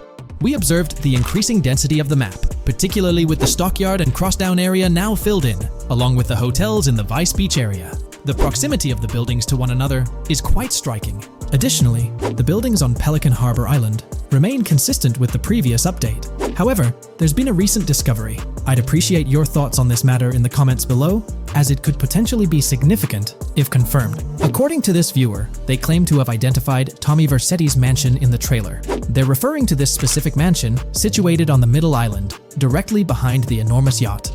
It bears a striking resemblance to his iconic abode, raising the possibility that it could indeed be the one. However, it's challenging to make a definitive judgment, since it's nighttime in the footage. It could simply resemble it, but it's difficult to confirm. Nevertheless, it would be fantastic if it indeed makes a return in the game. The recent update brought significant changes to Vice City, particularly with the Vice City port. This is where the scene featuring the bolt shot from the trailer takes place. Now, we have a clearer understanding of its entire border, with some buildings identified. There are two speculative buildings, along with some confirmed ones. The bridges have been updated, and there have been adjustments to the speculated Raya Way. Furthermore, the FLP Solar Amphitheater has been relocated northward based on new evidence. The Vice City International Airport metro station has also undergone updates, aligning with new information from leaks. Notably, the airport now appears more complete, with an additional hangar. These encompass all the changes made to Vice City. Now let's shift our focus to the Grass Rivers, as they've also received updates. The speculative landmass along the west coast has been adjusted to accommodate the map expansion. Notably, the Lake SLW waterway now connects to the Grass Rivers, providing insight into the potential appearance of this swampy region on the map. A scene from the trailer showcased the Airbolt, a vehicle likely used for traversing these areas. Hamlet remains in its original position, serving as a parody of Homestead. It's interesting to note the location of the Shaka Shed, situated in the middle of the Grass Rivers, reminiscent of the shacks seen in Lemoyne in Red Dead Redemption 2. This suggests that this area may draw inspiration from its counterpart. Furthermore, I anticipate hunting to be quite intense in this region, given the presence of alligators, snakes, and lizards. The diverse wildlife, particularly at night, is bound to create a thrilling atmosphere. Additionally, changes have been made to the Gator Keys and the surrounding islands, as observed in the trailer. More specifically, there have been additions to speculative locations, such as Bird Key, based on new evidence. Additionally, some speculative areas across the map have been updated. That wraps up the analysis of the latest version of the GTA 6 mapping project. It'll be intriguing to see how closely it aligns with the actual map. Moreover, let's delve into a fascinating comparison between this latest version and all the other maps in the GTA series. Take a look at this comparison. On the left side, you'll find the latest version of the GTA 6 mapping project. Above it, there's the map of North Yankton from GTA 5. To the right of the North Yankton map, you'll see the island of Copico from GTA Online. Next to Copico, there's the GTA 5 map. Below that, we have the GTA 4 map. Below the GTA 4 map are the maps of Liberty City and GTA 3.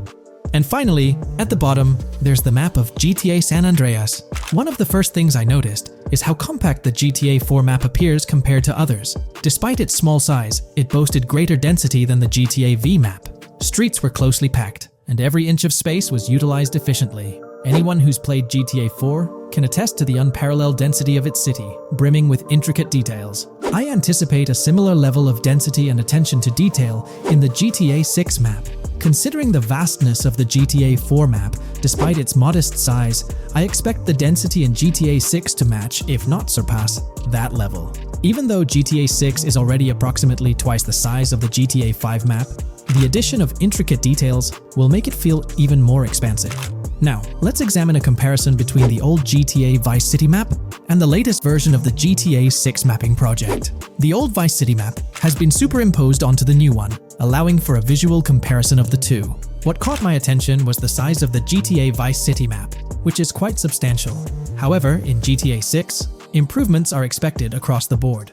There will be more buildings, positioned closer together, enhancing the overall design and creating a denser environment. I also wanted to discuss a map that's been generating a lot of buzz within the community. Someone utilized images from Google Maps to supplement the mapping project. This method offers a clearer perspective on how the game's environment might appear in terms of scale and layout. While this representation may exaggerate the city's size with an abundance of buildings, it provides insights into the length and layout of highways, which have been overlaid with speculative areas. Additionally, looking at Yorktown, despite the lack of details, its size hints at the potential scale of both Yorktown and Port Gorn. Furthermore, the top portion of the map may resemble the depiction, although details remain uncertain. Considering the vast array of features such as multiple airports, cities, small towns, mountains, hills, and swamps, it's evident that GTA 6's map is poised to be the most impressive in the series. There's little doubt that it will set a new standard. If you haven't been keeping up with the latest news on GTA 6 in the past year, you might be surprised to learn just how much information has surfaced. Let's bring you up to date. Here's a rundown of everything we currently know about GTA 6. First, let's talk about the game engine. Developers have made significant tweaks to the Euphoria physics engine, enhancing ragdoll physics and overall game physics compared to GTA 5. Additionally, they're incorporating lighting and skybox systems akin to those seen in Red Dead Redemption 2, promising improvements like volumetric clouds and better lighting effects. Notably, leaks also hint at advanced weather systems, with heavy fog making an appearance, a feature less prevalent in GTA 5. Moving on to characters, while the main protagonists are Jason and Lucia, leaks have unveiled additional character names. Alongside Dre, who's distinct from Dr. Dre, there's Sam, a friend of Dre, and others like Kai, Wyman, Billy, Tit, yes, that's the name, Zach R.B. Shaw, Vicky, Iris, Shanice, Booby, and YJ. Surprisingly, we even have details about their heights in the game, with Lucia standing at 5'3" inches and Jason at 6'1". Wait. Regarding the setting, we know of 3 different gangs in Vice City: San For San, a Haitian gang, the Guardia Brothers, and the Far-Right Militia. These details paint an exciting picture of what to expect in GTA 6. We're also privy to a variety of items and tools in GTA 6. Among these are the auto dialer, binoculars, immobilizer bypass, cutoff tool, painkillers, pool cue, trauma kits, golf driver, food and drink, golf putter, USB drive, golf iron, crowbar, golf wedge, torch, slim gem tracker, jammer, duffel bag for looting, cigarettes, and a loot backpack. Furthermore, there's a confirmed list of weapons including a rocket launcher, assault rifle, baseball bat, polymer pistol, knife, bolt-action sniper rifle, Molotov cocktail, spear gun, which is intriguing, smoke grenade, compact SMG, flashbang, micro SMG, sniper rifle, heavy machine gun, auto rifle, and pump-action shotgun. The weapon wheel, much like in Red Dead Redemption 2, will be divided into 3 sections: weapons, equipment, and gear. It's interesting to note that players can hold different weapons in each hand, with a quick item inventory displayed in the bottom left corner of the screen. While leaked recreations of the weapon wheels offer a glimpse, it's likely that the final version may evolve as the game progresses in development. In one video snippet, an NPC is seen firing at Jason, prompting a health tip to appear on the left side of the screen when Jason's health drops. If you find yourself injured in GTA 6, your health will regenerate slowly over time. To speed up the process, you can access your weapon wheel and use a recovery item. In GTA 5, health only regenerates up to 50%, requiring snacks for full recovery. It seems in GTA 6, you might naturally regenerate to full health, albeit at a sluggish pace. While not confirmed, it's implied that using a medical item will hasten the healing process. As for open-world activities, there are 7 confirmed ones so far: dice, golf, fishing, races, adventuring, shipments, and delivery van events. One video reveals a delivery van event near Port Gellhorn's industrial area, where security cameras are active, adding a layer of challenge to potential robberies. Speaking of which, robbery events are highlighted, notably the Hank's Waffles heist, where Jason and Lucia execute a daring robbery. Other clips suggest Jason possesses an ability allowing him to perceive through walls. Additionally, there are events centered around searching vehicle trunks for either valuable items or nothing at all. Lastly, delivery and pickup warehouse events are mentioned for Port Gellhorn, although specifics remain unclear. In terms of accessible buildings, GTA 6 promises a plethora of options including the Malibu Club, a pawn shop, Jack of Hearts strip club, supermarkets, bars, restaurants, apartments, and laundries, enhancing the immersive experience. Let's delve into the multiplayer aspect. In a leaked clip from GTA 6, we observed a multiplayer session with a player count displayed as PL2 of 32 inches in the bottom left corner. This indicates that there were 2 players present in the lobby out of a maximum capacity of 32 slots. It's reminiscent of Red Dead Online and GTA Online, where the stated capacity is 32, but practically it's 30 players plus 2 additional spots reserved for spectators. While it's hoped for larger lobbies in GTA 6, during this testing phase, it seems they were experimenting with 30-player lobbies. Moving on to collectibles, there's mention of Wyman car parts. In one clip featuring Lucia, a developer is seen placing a cardboard box with a circular icon, signaling its lootable nature. The debug text on this box indicates it as Collectibles Car Parts and Wyman Car Parts boxed Generic Used, hinting at the possibility of collecting car parts, potentially related to a character named Wyman, who speculations suggest shares an interest in classic cars with Jason. Regarding collectible hats, there's footage of Jason in an apartment, where a developer interacts with a hat labeled as an ambient collectible hat, according to debug text, hinting at clothing items being collectible ambient features within the game. Additionally, a compiled list of all brands featured in the game is provided, with acknowledgement that while some may hold relevance to the story, many may not. For convenience, the list is displayed on screen, allowing viewers to pause the video for further inspection if desired. Now let's explore the array of confirmed animals in the game. We'll encounter snakes, seagulls, skunks, raccoons, alligators, wading birds, squirrels, southern leopard frogs, crayfish, lizards, skunk apes, pigeons, opossums, and whales. While these are the animals confirmed thus far, it's likely we'll encounter even more upon the game's release. These are just the ones we're aware of currently. Additionally, numerous new mechanics have been uncovered. You'll have the ability to walk while in cover, a long-awaited feature allowing players to go prone, marking a first in GTA gameplay. Loot bags will enable the storage of additional loot, and dropping and picking up weapons will be possible. There's a new under fire animation where characters cover their faces during combat, along with the option to self-revive after taking heavy hits. Other notable mechanics include the ability to switch shoulders while aiming down sights, grappling during fistfights, and the introduction of buddy comms and a buddy ping system. This system, likely shared between protagonists Jason and Lucia, remains intriguing, with its full functionality yet to be revealed. Additionally, a new cover mode is introduced, altering the way shooting from car windows is executed. Characters will now fully exit the window, enabling full 360-degree shooting. Moreover, there's a new ability system, possibly exclusive to Jason, allowing for a form of wall perception. Whether Lucia will possess this ability remains uncertain. Players can also interact with more objects and NPCs, engaging in actions like carrying bodies, robbing, threatening, and conversing during robberies. Furthermore, the ability to pick up additional items like beer bottles and cans enriches the gameplay experience. Let's delve into some of the exciting new gameplay systems. Firstly, we have money laundering, which was hinted at during the Hank's Waffles robbery. An icon tracked to the car wash property displayed a washing machine with a $sign, indicating potential money laundering opportunities. This suggests that properties could be purchased with the aim of laundering money. although specifics on how this will work remain undisclosed. Nonetheless, it seems players will once again have the option to purchase certain types of businesses for illicit activities. Fences, not the ones you jump over or drive through, but rather individuals involved in illegal transactions, are confirmed to be in the game. A fence acts as a middleman, buying illegal items from players to resell them to others. Hacking will also play a role, with Lucia seen carrying various hacking tools, although it's uncertain if Jason will have access to these items as well. Previous leaks hinted at Lucia's role as the designated hacker, but only time will tell. Pragmatic, cool, and chaotic romantic are different event types mentioned in the events list. Players will also have the ability to command the other character during a robbery. In leaked footage, a tip prompts players to check in with Jason, or hold for more options, indicating the potential to issue commands to your partner during a heist. This feature should streamline gameplay, allowing players to effectively control both characters simultaneously. Let's dive into the AI witness system and police recognition feature, which is quite significant. In the Hank's Waffle robbery video, beneath the wanted level stars, there's a mention of full description, suggesting that witnesses have detailed information about you. This implies that once identified, the police will recognize you.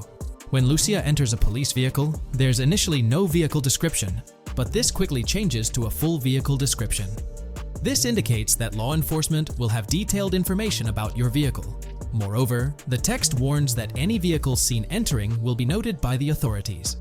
This suggests that even after losing a wanted level, if spotted again in the same vehicle, the police will pursue and apprehend you.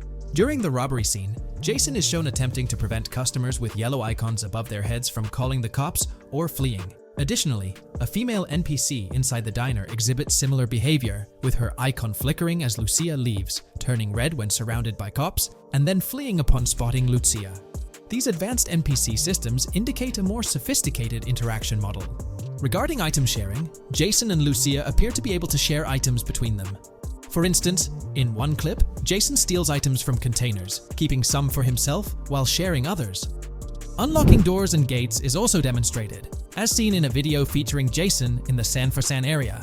Debug text indicates locked door panels, implying the need to unlock specific doors and gates. Moving on, let's delve into the plethora of new features, spanning 2 full pages. Firstly, there's an enhanced AI system, exemplified in a video where enemy AI targets Lucia when she turns around. These AI adversaries showcase improved decision-making, adjusting their shooting strategy based on the circumstances. Notably, they dynamically alter their position concerning nearby objects, hopefully avoiding frustrating, head-glitching tactics. Additionally, they exhibit more tactical behavior, like lowering their profile during reloads and strafing left to right while firing.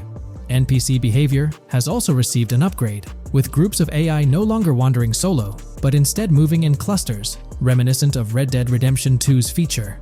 This is evident in a video where Lucia encounters a group of tourists, chatting as they pass by. This adds depth to the pedestrian dynamics, as previously seen in GTA 5, where individuals roamed independently.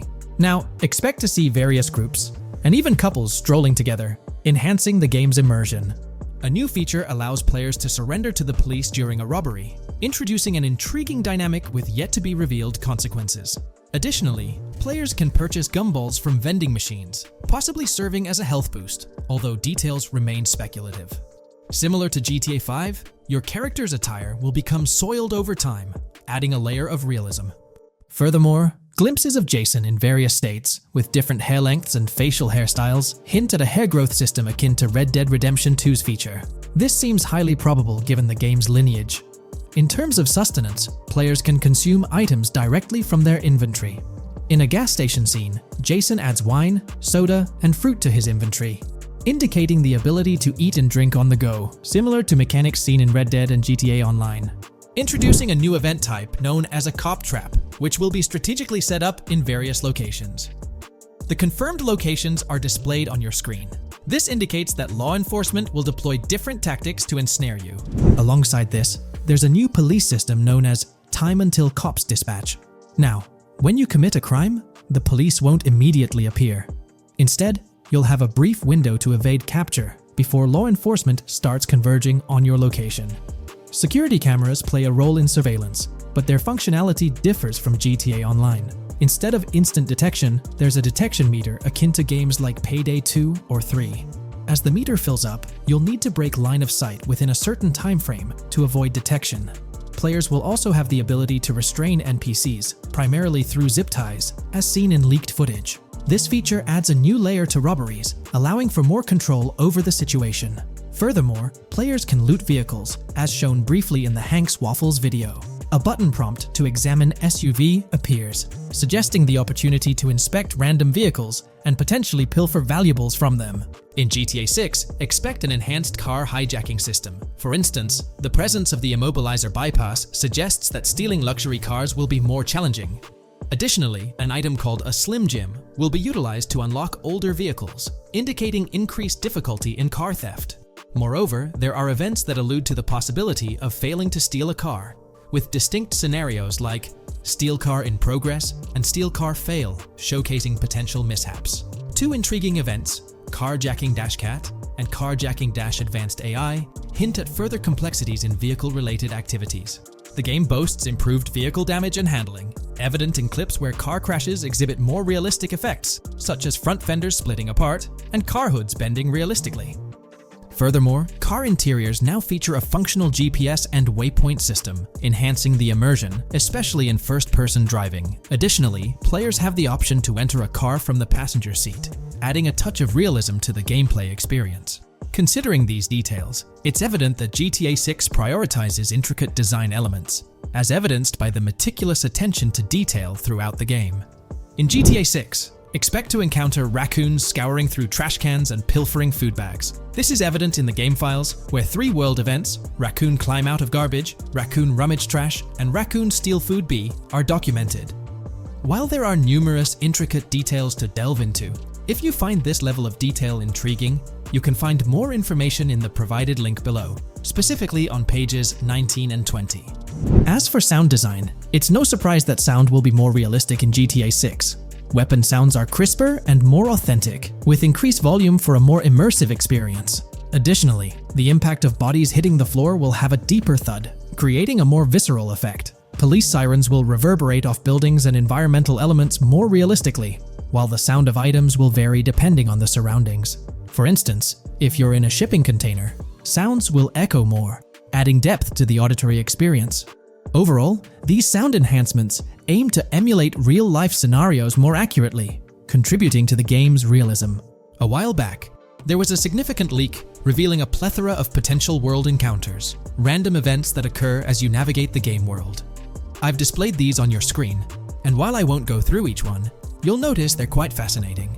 From parking disputes to donut burnouts, protests, and even someone getting a concussion, these events add depth and realism to the world of Vice City. It's truly exciting to imagine strolling through such a dynamic environment where something is always happening. Take a moment to review them if you like. They're quite impressive.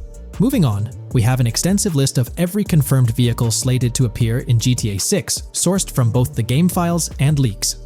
I covered these in detail in a previous video, so I won't repeat them here. However, I've provided them on your screen for your reference. If you're interested in exploring the full list yourself, you can find them on page 30 of the document. We've got a plethora of confirmed locations scattered throughout Vice City and its surrounding areas. Naturally, Vice City serves as the main hub, but within its bounds, we'll find neighborhoods like Edgewater, North Vice City, Rock Ridge, Little Haiti, Vice Beach, South Beach, Washington Beach, and Key Biscayne. Additionally, there's Port Gellhorn, which seems to be a distinct city akin to Sandy Shores or Paleto Bay from previous games. Other notable spots include Yorktown, Ambrosia, Sundown, The Keys, La Pearl, Red Hill, Lake Leonida, Hamlet, Stockyard, Homestead, Grass Rivers, Ikanfaka, underwater locations, and more. The attention to detail extends to each of these locales, with various mini-locations nested within them. It's astounding how much information we already have about the game's geography. Moving on, the community has endeavored to piece together a map of GTA 6 based on the coordinates and locations gleaned from leaks. This rough map outlines Vice City at the bottom right, with Port Gorn positioned on the left. The top section of the map remains a bit mysterious for now. Nonetheless, this preliminary map looks incredibly promising, and anticipation for exploring its intricacies is palpable.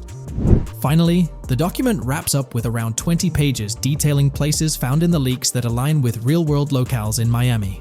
This inclusion further underscores the meticulous efforts poured into crafting a rich and immersive game world. If you haven't been following the latest news on GTA 6 over the past year, you might be surprised by how much information has emerged. Here's a comprehensive update on everything we currently know about GTA 6. We have details about a wide array of items and tools featured in GTA 6. These include the auto dialer, binoculars, immobilizer bypass, cutoff tool, painkillers, pool cue, trauma kits, golf driver, food and drink, golf putter, USB drive, golf iron, crowbar, golf wedge, torch, jammer, duffel bag for looting, cigarettes, and a loot backpack. Let's discuss the game engine. Developers have made significant enhancements to the Euphoria physics engine, improving ragdoll physics and overall game mechanics compared to GTA 5. Now let's discuss the multiplayer aspect.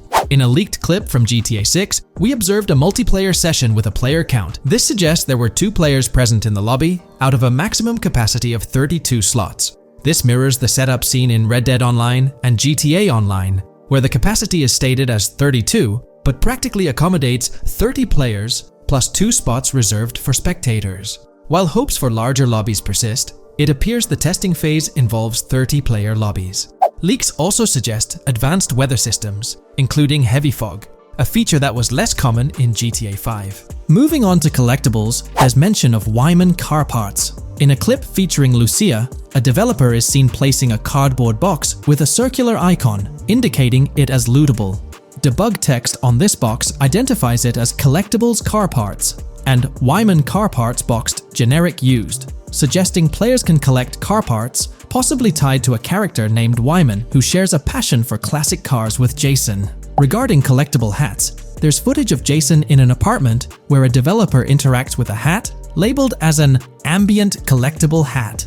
According to debug text, this hints at the inclusion of clothing items as ambient collectibles within the game. Additionally, a comprehensive list of all brands featured in the game is provided. While some brands may be integral to the story, many are included for realism and immersion.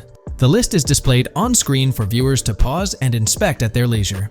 Similar to Red Dead Redemption 2, the weapon wheel in GTA 6 will be divided into 3 sections: weapons, equipment, and gear. Notably, players can dual-wield different weapons and access a quick item inventory displayed in the bottom left corner of the screen. While leaked recreations of the weapon wheels provide a glimpse, it's expected that the final version may evolve during the game's development. In a video snippet, an NPC is observed shooting at Jason, triggering a health tip to appear on the left side of the screen when Jason's health decreases. Additionally, the game will feature lighting and skybox systems, similar to those in Red Dead Redemption 2. Promising improvements such as volumetric clouds and better lighting effects. Speaking of criminal activities, noteworthy events include the Hank's Waffles heist, where Jason and Lucia pull off a daring robbery. Other clips suggest Jason possesses an ability to perceive through walls. Additionally, there are events focused on searching vehicle trunks, which may yield valuable items or nothing at all. Lastly, delivery and pickup warehouse events are mentioned for Port Gellhorn, though specific details are still unclear. When it comes to accessible buildings, GTA 6 offers a wide range, including the Malibu Club, a pawn shop, Jack of Hearts Club, supermarkets, bars, restaurants, apartments, and laundromats, all enriching the immersive experience. Players will also have the ability to command the other character during a robbery. In leaked footage, a prompt advises players to either check in with Jason or hold for more options, indicating the potential to issue commands to your partner during a heist. This feature aims to streamline gameplay, enabling effective control of both characters simultaneously. Unlocking doors and gates is also demonstrated, as shown in a video featuring Jason in the San Forsan area. Debug text indicates locked door panels, suggesting the necessity to unlock specific entry points. In addition, a new police system called Time Until Cops Dispatch has been implemented. Now, when you commit a crime, the police won't immediately arrive.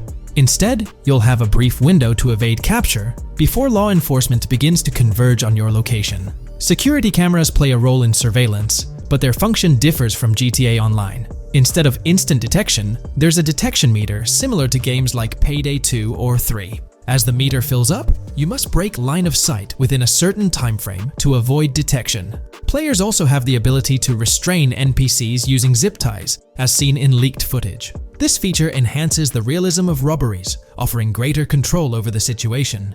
Additionally, players can loot vehicles, as briefly shown in the Hank's Waffles video. A button prompt to examine SUV suggests the ability to inspect random vehicles and potentially steal valuables from them. A while back, a significant leak revealed a plethora of potential world encounters, random events that occur as you navigate the game world. I've displayed these on your screen, and while I won't go through each one, you'll notice they're quite fascinating. From parking disputes to donut burnouts, protests, and even someone getting a concussion, these events add depth and realism to the world of Vice City. It's exciting to imagine strolling through such a dynamic environment where something is always happening. Take a moment to review them if you like.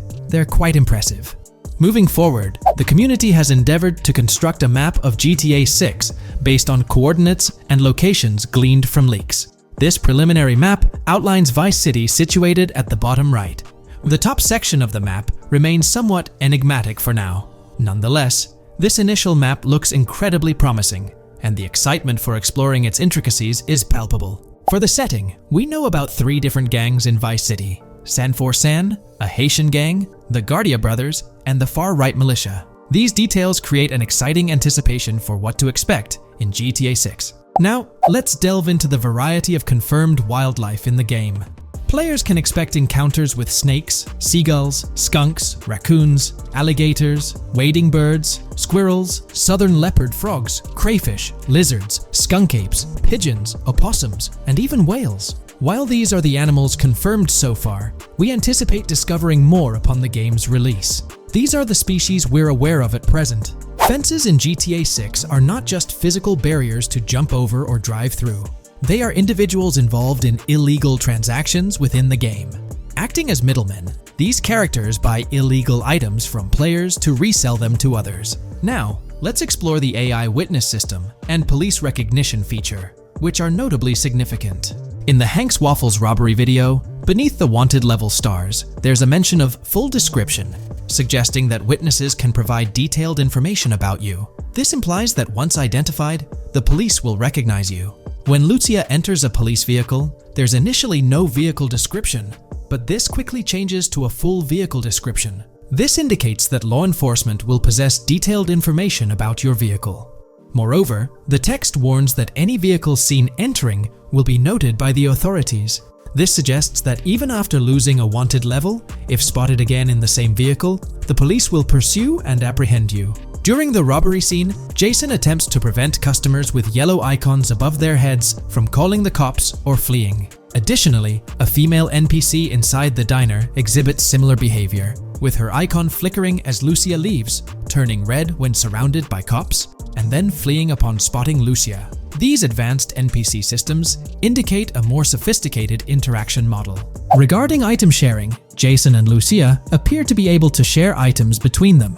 For instance, in one clip, Jason steals items from containers, keeping some for himself while sharing others. Regarding sound design, it's no surprise that GTA 6 will feature more realistic soundscapes. Weapon sounds are crisper and more authentic, with increased volume for a more immersive experience. The impact of bodies hitting the floor will have a deeper thud, creating a more visceral effect. Police sirens will reverberate off buildings and environmental elements more realistically, while the sound of items will vary depending on the surroundings. For instance, if you're in a shipping container, sounds will echo more, adding depth to the auditory experience. Overall, these sound enhancements aim to emulate real-life scenarios more accurately, contributing to the game's realism.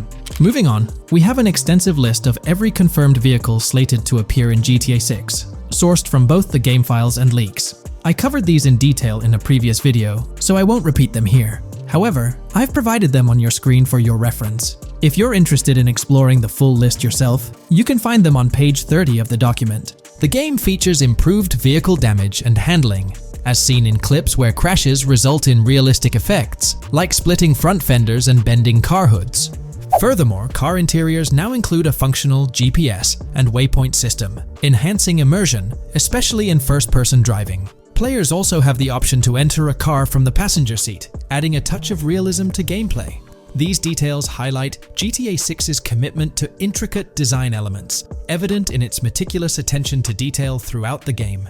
In addition, several new gameplay mechanics have been revealed. Players will now have the ability to walk while in cover, a long-awaited feature that introduces prone movement for the first time in GTA gameplay. Loot bags will allow for storing additional items, and players can now drop and pick up weapons. A new under fire animation has been introduced where characters cover their faces during combat, and players can opt to self-revive after sustaining heavy damage. Other significant mechanics include the ability to switch shoulders while aiming down sights, grappling during hand-to-hand combat, and the introduction of buddy communications and a buddy ping system. This system, likely shared between protagonists Jason and Lucia, remains intriguing, with its full functionality yet to be revealed. Additionally, a new cover mode has been introduced, altering the way shooting from car windows is executed.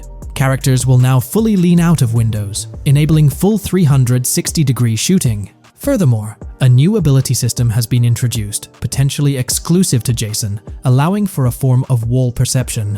Whether Lucia will possess this ability remains uncertain. Players can also interact with a greater variety of objects and NPCs, engaging in actions such as carrying bodies, committing robberies, issuing threats, and conversing during criminal activities. Moreover, the ability to pick up additional items, such as beer bottles and cans, enhances the overall gameplay experience. Let's explore some of the exciting new gameplay systems. Firstly, there's the introduction of money laundering, hinted at during the Hank's Waffles robbery. An icon found near the car wash property featured a washing machine with a dollar sign, suggesting potential opportunities for money laundering. This implies that players may be able to purchase properties with the intent of laundering money, although specific details on mechanics remain undisclosed. Nevertheless, it appears players will once again have the option to acquire certain types of businesses for illicit activities. Additionally, there's a confirmed lineup of weapons, which includes a rocket launcher, assault rifle, baseball bat, polymer pistol, knife, bolt-action sniper rifle, Molotov cocktail, spear gun, which is intriguing, smoke grenade, compact SMG, flashbang, micro SMG, sniper rifle, heavy machine gun, auto rifle, and pump-action shotgun. Moreover, glimpses of Jason in various states, sporting different hair lengths and facial hairstyles, suggest a hair growth system akin to Red Dead Redemption 2. This feature seems highly likely given the game's lineage. In terms of sustenance, players can consume items directly from their inventory. In a scene at a gas station, Jason adds wine, soda, and fruit to his inventory, highlighting the ability to eat and drink on the go, akin to mechanics seen in Red Dead and GTA Online. In GTA 6, you can expect to encounter raccoons rummaging through trash cans and stealing food bags. This is evidenced in the game files, which document 3 world events: raccoon climbing out of garbage, raccoon rummaging through trash, and raccoon stealing food. While there are numerous intricate details to explore, we've uncovered a multitude of confirmed locations spread across Vice City and its surrounding areas. Naturally, Vice City serves as the central hub, encompassing neighborhoods such as Edgewater, North Vice City, Rock Ridge, Little Haiti, Vice Beach, South Beach, Washington Beach, and Key Biscayne. Additionally, there's Port Gellhorn, which appears to be a distinct city akin to Sandy Shores or Palito Bay from previous games. Other notable spots include Yorktown, Ambrosia, Sundown, The Keys, La Pearl, Red Hill, Lake Leonida, Hamlet, Stockyard, Homestead, Grass Rivers, Ikenfaka, various underwater locations, and more. Each of these locales is meticulously detailed, with numerous mini-locations nestled within them. It's remarkable how much information we already have about the game's expansive geography. In GTA 6, if your character sustains injuries, health will regenerate slowly over time. To expedite recovery, you can access the weapon wheel and utilize a healing item. Unlike GTA 5, where health only regenerates up to 50% naturally and requires snacks for full recovery, GTA 6 appears to allow for natural regeneration to full health, albeit at a slower rate. While not officially confirmed, it's implied that using a medical item will accelerate this healing process. Regarding open-world activities, there are 7 confirmed activities thus far: dice, golf, fishing, races, adventuring, shipments, and delivery van events. A video showcases a delivery van event near the industrial area of Port Gellhorn, featuring active security cameras that add complexity to potential heists. 2 distinct event types mentioned in the events list are Pragmatic Cool and Chaotic Romantic, introducing a new event type called Cop Trap, strategically placed in various locations across the map. The confirmed locations are displayed on your screen indicating that law enforcement will deploy different tactics to apprehend you. Next, let's explore the array of new features spanning 2 full pages. Firstly, an enhanced AI system is showcased in a video, where enemy AI targets Lucia once she turns around. These adversaries demonstrate improved decision-making, adapting their shooting tactics dynamically based on the situation. Notably, they adjust their positioning relative to nearby objects, aiming to avoid frustrating head-glitching tactics. Additionally, they display more tactical behaviors, such as lowering their profile during reloads and employing lateral strafing while firing. NPC behavior has also undergone enhancements, with AI groups no longer wandering individually, but moving in clusters, reminiscent of the dynamics seen in Red Dead Redemption 2. This is evident in a video where Lucia encounters a group of tourists engaged in conversation as they pass by. This enriches pedestrian interactions beyond the independent roaming seen in GTA 5, now featuring diverse groups and even couples strolling together, enhancing the game's realism. A new gameplay feature allows players to surrender to the police during a robbery, introducing an intriguing dynamic with consequences yet to be fully revealed. Additionally, players can purchase gumballs from vending machines, potentially serving as a health boost, although specific effects remain speculative. Similar to GTA 5, your character's attire will accumulate dirt over time, adding a layer of realism. Hacking will also be a significant element, with Lucia seen carrying various hacking tools, though it's unclear if Jason will have access to these tools as well. Previous leaks suggested Lucia's role as the designated hacker, but further details will emerge in due course. Expect an enhanced car hijacking system in GTA 6. For example, the inclusion of an immobilizer bypass suggests that stealing luxury cars will be more challenging. Additionally, a tool called a Slim Jim will be used to unlock older vehicles, adding complexity to car theft.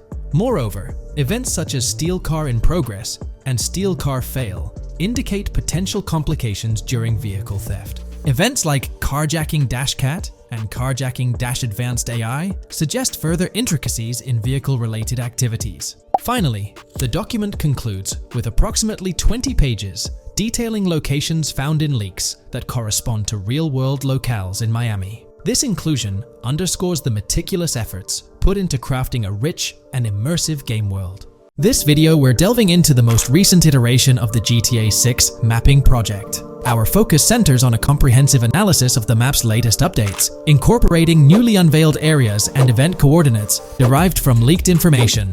Additionally, we will explore fresh insights from the initial official trailer, including the revelation of an accessible plaza. A noteworthy aspect we'll be dissecting is the potential expansiveness of the map, hinted at by newfound highway evidence in the trailer. Furthermore, we'll examine a conceptual representation illustrating the potential magnitude of the GTA 6 map. The trailer also provides a glimpse of Starfish Island, a detail we'll thoroughly cover in today's session. Let's initiate our examination by diving into the GTA 6 mapping project. For those not aware, this stands as the most extensive and refined community-driven mapping endeavor, aiming to deduce the GTA 6 map with the utmost accuracy. This endeavor leverages evidence from leaks and the primary official trailer. In our previous map analysis, we scrutinized significant alterations in the Bordgorn and Grass Rivers areas, expanding the map to an impressive 18 by 8 kilometers. However, today's exploration will predominantly focus on alterations in the Vice City region. Rumors suggest that the GTA 6 map will encompass 3 major cities, with Vice City and Portgorn being the identified urban centers so far. Vice City, drawing inspiration from Miami, and Portgorn, a fusion of Gulf cities in Florida. The speculated third city could possibly be modeled after Orlando or Tampa. Earlier rumors hinted at Yorktown being the third city, approximately aligning with Tampa's location.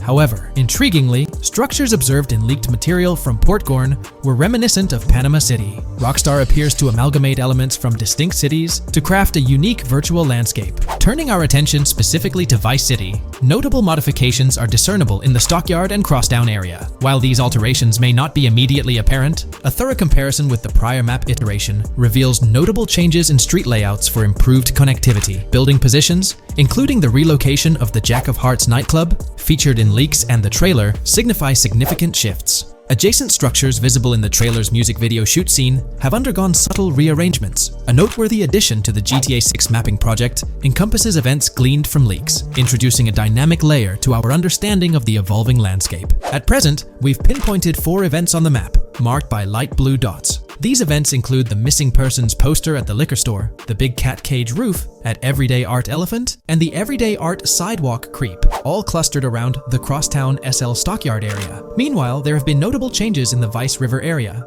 with some buildings rearranged and brought closer to the river. The overall shape of this area has also been altered, and a new marina building near the airport has been introduced, based on recent evidence. Another significant alteration concerns the incorporation of Ica and Belleville into Vice City. While their status remains speculative, with their names displayed in red, Ica is purportedly inspired by Allapattah, a neighborhood in Miami-Dade, while Belleville draws parallels with Brownsville. Formerly perceived as small towns on the outskirts of Vice City, they're now considered part of the Vicedale neighborhoods, following fresh evidence. This reclassification potentially places scenes like the police officer pursuing the overweight individual in the Belleville neighborhood. Furthermore, a notable discovery linked to Tommy Vercetti's mansion has surfaced. Star Island's inclusion in the game has been confirmed, evidenced by its appearance behind the Rockstar Games title, and in a scene featuring a bikini-clad woman. This revelation solidifies its status as a game location, with strong ties to the original Starfish Island from GTA Vice City, where Vercetti's estate was situated. The prospect of encountering the mansion in-game, whether as an accessible structure or an abandoned relic, remains uncertain but tantalizing. The mention of Star Island remains speculative, as indicated by its red font, leaving the possibility open for it to be renamed Starfish Island or something else. These developments encapsulate the latest updates to the GTA 6 mapping project. Additionally, let's delve into a Reddit post that has garnered attention.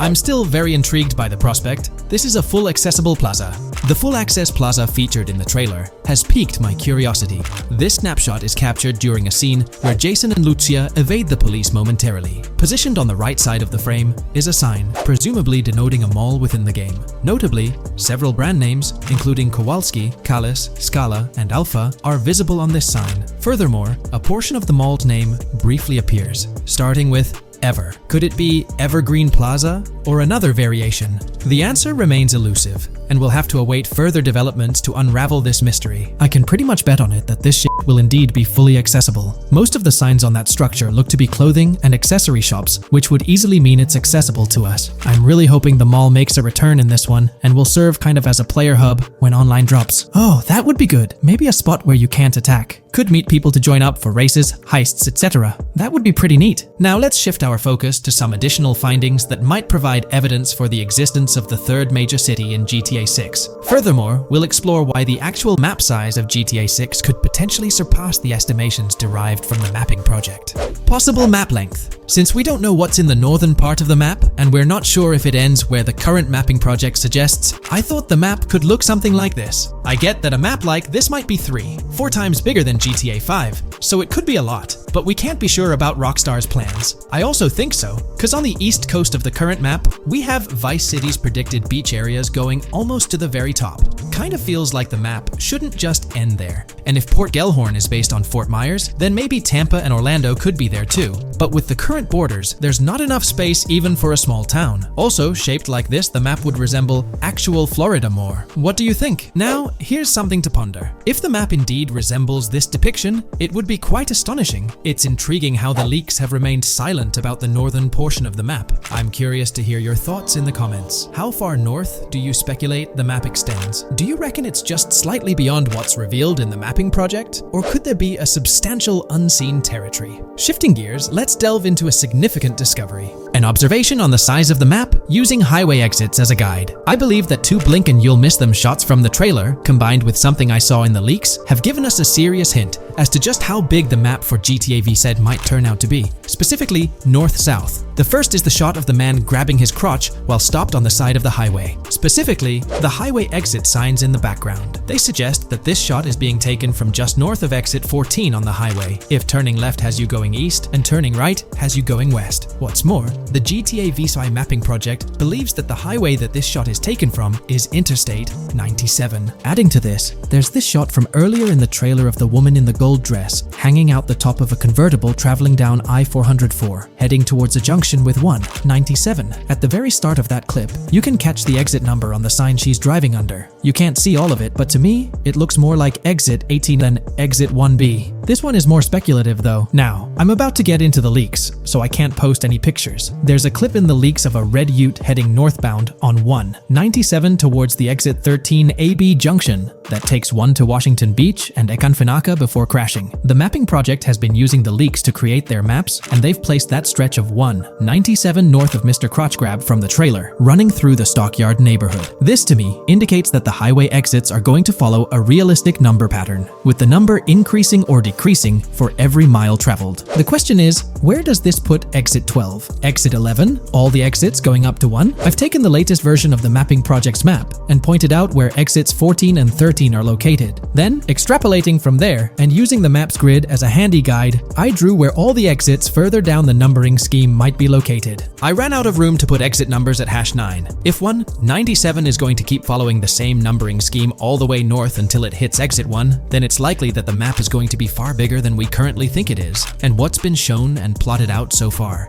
In fact, I think the only reason nothing's been plotted up there so far is because so much so far has focused on Vice City and its environs. 404.2 could wind up running just as far north, allowing for a few extra miles and exit numbers to accommodate it crossing the Everglades grass rivers before turning north, as I-75 in real life does. Bottom line, the map for this game is going to be enormous. There's been some chatter among you all about another potential scenario, the possibility of I-97 serving as a loop highway encircling the map's perimeter, similar to GTA 5. While this is a valid consideration, I've largely dismissed it due to a straightforward reason. As previously mentioned, I-44 boasts exit numbers and highway markers that suggest its considerable length, likely extending westward until it reaches the Gulf of Mexico before veering north, mimicking the real-life trajectory of I-75. If the map's northern boundary remains close to its current cutoff point, and I-97 extends west and south extensively, then it's plausible that I-44 would mirror this pattern in the opposite direction. While the notion of two loop highways isn't entirely implausible, it could potentially introduce redundancy. Additionally, in GTA 5, the loop highway wasn't simply labeled under one name. The segment along the coast was dubbed the Great Ocean Highway, while the inland stretch traversing the desert was referred to as the Sonora Freeway. Moreover, within Los Santos, various freeways possess distinct names and numbers, even when merging seamlessly, such as the Del Perro, La Puerta, and La Mesa freeways. My hypothesis currently is that there is a loop highway, but that one, 97 and I-404, are two halves of it. They both start in Vice City and intersect in Crosstown. 197 runs up the Atlantic coast. 404 runs west through the Grass Rivers, and then turns north to run up the Gulf Coast, and they both meet at a point further north. Whether that point is a city, a smaller town, or something else, that is still unknown. Feel free to drop your thoughts in the comments regarding everything covered in today's video, particularly this astonishing discovery. There's substantial evidence hinting at a larger map size, but I'm eager to hear your input, so don't hesitate to leave a comment below. Today, let's delve deeper into the scoop we've got about Jason and Lucia, straight from the game's artwork and that initial trailer drop. Seems like Rockstar's shining the spotlight a tad more on Lucia this time around. Not to downplay Jason's role, but Lucia's getting some special attention, you know? Alright, so the trailer kicks off with Lucia finding herself in what appears to be a detention center, or maybe some kind of confinement. She's sporting the classic inmate gear and hanging out with a few others. Now, it's a bit fuzzy whether it's an all girls club or a mixed bag. But here's the twist. It doesn't look like your hardcore, maximum security joint, more like a temporary pit stop. Then we see this scene with Stephanie, a counselor at the place. Stephanie's having a chat with Lucia, trying to untangle her situation. Stephanie asks why Lucia's landed there, and Lucia nonchalantly responds with something like, "Bad luck, I guess." It's got me thinking, maybe Lucia's in for something minor. You know, the wrong place, wrong time scenario, or maybe a string of small-time scrapes. By the way, I'm holding a monthly giveaway for a PlayStation 5. You just need to subscribe and you're entered. Now, back to the video. So, Lucia's starting off in a bit of a pickle, but I'm itching to see how the story unfolds, how she got caught up in this mess in the first place. Rockstar's got us all on the edge of our seats with this setup, and I can't wait to see what twists and turns are in store for these characters. Taking a closer peek at Lucia in this clip, she doesn't strike me as too old or hardcore, you know? Surprisingly, she's not all cuffed up or tightly restrained while having a chat with Stephanie, the counselor at this place. Stephanie's vibe doesn't scream in danger while talking to Lucia, so maybe her time in jail isn't as intense as we might think. So, Lucia's got a date with jail at some point. But yeah, she's not going to be stuck in there forever, that's for sure. Let's shift gears to this artwork Rockstar's thrown at us. In that pic, Lucia's flaunting an ankle monitor. Now that's the kind of thing they slap on you when you're out but not really free. It's like they're keeping tabs on you, making sure you stick to a certain area, like your home turf or maybe a specific part of town as set by the powers that be. Now let's dive into some wild speculation on how this whole ankle monitor deal might mix things up in the gameplay. Imagine navigating the game with that kind of electronic ball and chain. It's gotta influence how Lucia moves around or what she can get into. Maybe it restricts her to certain zones or forces her to lay low in certain situations. The possibilities are buzzing around my head. It's like a marker that says she's out of the big house, but under some major watch. You see, when you've got one of those strapped on, it's like a 24/7 reminder that you're under strict scrutiny. It's like a digital leash telling you, hey, no funny business or else. Now think about how this could shake up the game's map dynamics. Rockstar might play a throwback card to the old GTA vibes, where you're restricted to certain parts of the map at the start. As you progress through the story, you gradually unlock more turf to roam. Picture Lucia stuck in a zone until she can shake off that monitor, whether she manages to ditch it by some gutsy escape or someone legally gives her the green light. Fast forward a bit, and we spot Jason and Lucia in a pretty dicey scene. Jason's in the driver's seat, Lucia's riding shotgun, and they're peeling away from what looks like a scene post-crime. A couple of cop cars are hot on their tail, lights flashing and sirens blaring. Jason's got his hands tight on the wheel, sneakily glancing at the cops as they whiz past. Then, when they're out of sight, he shoots Lucia a glance that screams serious concern. It's crystal clear these two are linked somehow, tied together by that ankle monitor and whatever legal trouble they're entangled in. How's that for a curveball in the storyline? There's this air of suspense and questions lingering. What did they do? And how does it all connect back to Lucia's time in the slammer? The plot thickens, and I'm itching to see where this tangled web leads us. Let's zoom in on Lucia for a moment. You know, it's not giving off that classic jailbreak vibe. When you make a daring escape from the big house, you don't come out with an ankle monitor like you've been given a hall pass. Nah, it's more like you become public enemy number one, constantly dodging the long arm of the law. It's got echoes of that on-the-run feel from Red Dead Redemption 2, where you're always watching your back. Wonder if Rockstar's planning to revisit that kind of storyline here? But here's a thought that's been gnawing at me. What if Jason's got this noble quest to keep Lucia out of hot water? Could be, but there's this lingering sense that they've got some pressing reasons behind these actions. It's like they're in this situation either by design or due to some pressing needs. Speaking of which, let's take a peek at the next scene in the sequence. You've got Lucia holding a bundle of cash that could make anyone's eyes widen, stacks of 20s and crisp hundreds. And what's she doing? Nonchalantly turning away from law enforcement? It's like we're getting a glimpse into the aftermath of a successful heist. And then there's this sight, both of them, dressed up with bandanas and masks, keeping their identities under wraps as they bolt out of what seems to be a rundown corner store situated in the middle of nowhere. There's this air of confidence about them, but choosing a low-profile place like this hints at something. They're not doing this for kicks. No, it's like they're in dire need of funds. Now let's talk about Jason's wheels. It's not some flashy top-of-the-line ride like you'd expect from Michael DeSanta's swanky tailgater in GTA 5. Nope, Jason's driving an older model, something more modest. It gives off this vibe that they might not be swimming in cash. The whole picture seems to paint a story of urgency. Lucia's holding a stash of cash, they're hitting a low-key spot, and Jason's not cruising around in luxury. It's like they're pushed into a corner, perhaps strapped for cash, and pushed into some tough choices. There's definitely more to this tale than meets the eye. Let's dive into Jason and Lucia's ride. They're cruising around, making these slick turns and slides. It doesn't seem like they're trying to dodge cops. You can even hear Lucia kinda squeal. She's gripping the car's side in a way that screams thrill ride.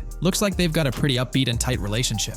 They're heading towards a motel. And guess what? Surprise, surprise, they're more than just partners in crime. Yup, Jason and Lucia are romantically involved. Now, Rockstar's not laying it all out for us, but you can pretty much read between the lines. Now, let's dissect this trust business. Feels like Rockstar's planting seeds for the storyline's ending. Trust can either be kept intact or shattered, right? It's like a pivotal point in a tale of two partners in crime. Maybe they'll face a dilemma where they have to choose between both making it out alive or going for a massive score, but someone doesn't make it to the finish line. Trust seems to be the crux of it all. And here's the kicker, the final scene. They kick open the door of this corner store, all confident, guns out, ready to hit the jackpot. pot. The story concludes on that note. Now, let's switch lanes and talk about the trailer's song choice, Tom Petty's Love Is a Long Road. Interestingly, there's a tweet from Tom Petty's account expressing gratitude for having their song featured in GTA 6's first trailer. The song itself talks about the struggles of maintaining a relationship, how it's not a smooth ride, but worth the effort. So, GTA 6 might just be more than a crime tale. It's shaping up to be a love and trust story. I think Rockstar's aiming for their twist on a Bonnie and Clyde vibe with Jason and Lucia. That's pretty much all the scoop we got about them in the Grand Theft Auto 6 trailer. They didn't spill much, but we kinda got a glimpse into their journey, the hurdles they face, and this theme of trust that seems to run deep in their story. There's this one scene where it looks like they're gaining some traction in their journey. Jason's driving, Lucia's standing up in the passenger seat, and some paparazzi or somebody's snapping their pics. Seems like they've leveled up from their clothes to the car they're driving. So, at some point in the story, they might hit some highs. But knowing how these stories go, it could all come crashing down by the end. So, that's pretty much the lowdown on Jason and Lucia, our main characters in GTA 6. Can't wait to dig into their stories more. What do you folks reckon the GTA 6 plot's gonna be like? Which character are you stoked to play? Drop your thoughts in the comments below. And hey, if you like this video, a thumbs up would be cool. Hit that subscribe button if you're new here and want to stay updated on all things GTA 6. Don't forget to ring that notification bell too. The release of the GTA 6 trailer in 2023 has sent shockwaves of excitement across the gaming community. The anticipation and buzz surrounding this highly anticipated title have reached an all-time high. Fans worldwide are feverishly dissecting every frame, theorizing about the game's setting, characters, and innovative features. The hype is palpable as gamers eagerly await the next chapter in the beloved GTA series, poised to redefine open-world gaming once again. With Rockstar Games' history of delivering groundbreaking experiences, the fervor and enthusiasm for GTA 6 are undeniably at a fever pitch, leaving everyone counting down the days until its eventual launch. When we talk about the positive aspects of this partnership, it's essential to highlight the potential benefits that can emerge from Rockstar's newfound support for the modding community. One of the significant upsides is the acknowledgement of the brilliant and skilled developers behind the modding scene. For years, these developers have worked tirelessly to create unique and engaging experiences within the GTA universe. With Rockstar stepping into a collaborative space with CFX, there's an opportunity for a more symbiotic relationship. The infusion of official support could mean more resources, tools, and encouragement for modders to continue pushing the boundaries of what's possible within the GTA ecosystem. This collaboration might lead to innovative gameplay features, improved server stability, and an overall better experience for both players and content creators. Moreover, the recognition from a gaming giant like Rockstar could open doors for these modders in the industry. It may pave the way for potential collaborations, official partnerships, or even job opportunities within the gaming development sphere. This, in turn, could elevate the modding community to a more prominent and respected position within the gaming landscape. However, it's crucial to approach these potential benefits with cautious optimism.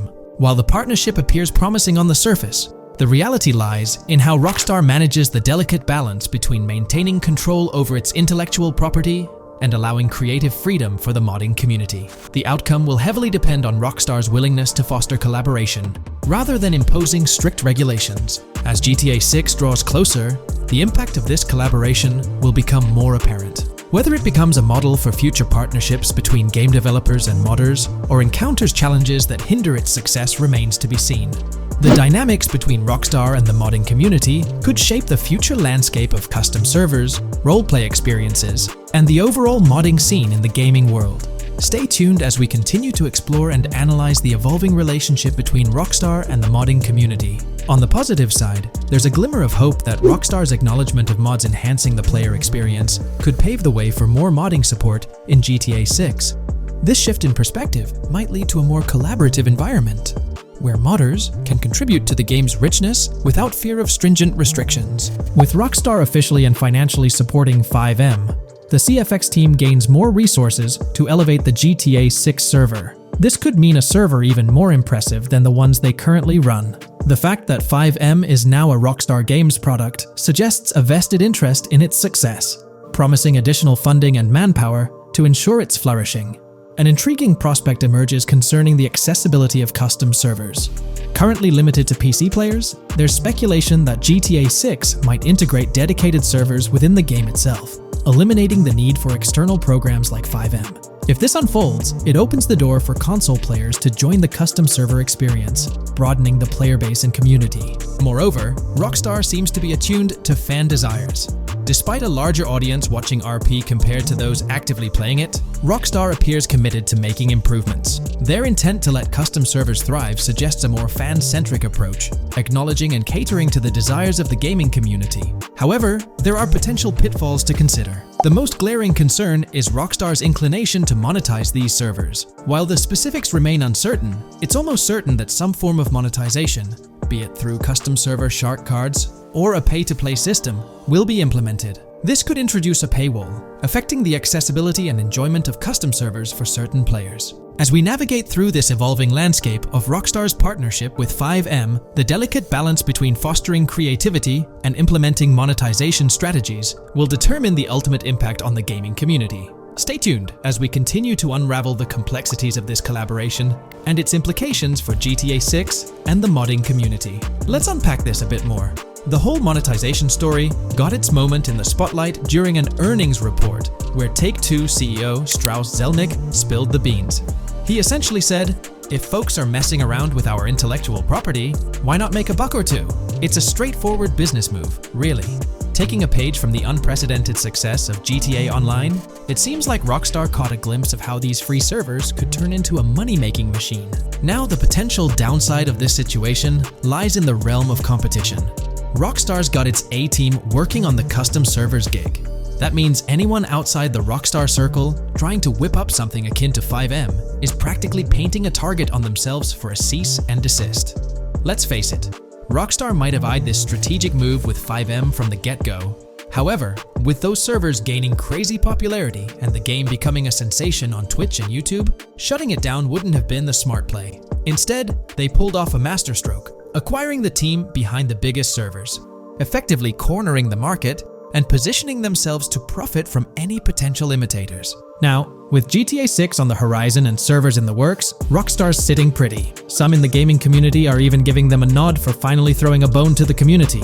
But, and there's always a but, at the end of the day, Rockstar's the one making the rules. We'll all have to toe the line because, quite frankly, there won't be any other alternatives in the neighborhood. So, buckle up for Rockstar's GTA roleplay. It's going to be a wild ride. The landscape has already witnessed the repercussions, with servers and mods being handed the shutdown ticket for not playing by Rockstar's latest rulebook. The new mandates include a strict no to real-life vehicles, mission mods, and porting old Rockstar maps or assets rules that weren't in the playbook just a couple of years back. Now, while the financial backing from a mega corporation might seem like a savvy move on the surface, there's a lingering skepticism about whether it'll blossom into the fairy tale ending we've all been envisioning. It's a bit premature to slap a final verdict on the fate of FiveM once GTA 6 hits the stage. Now, let's consider the potential repercussions for the vibrant RP community.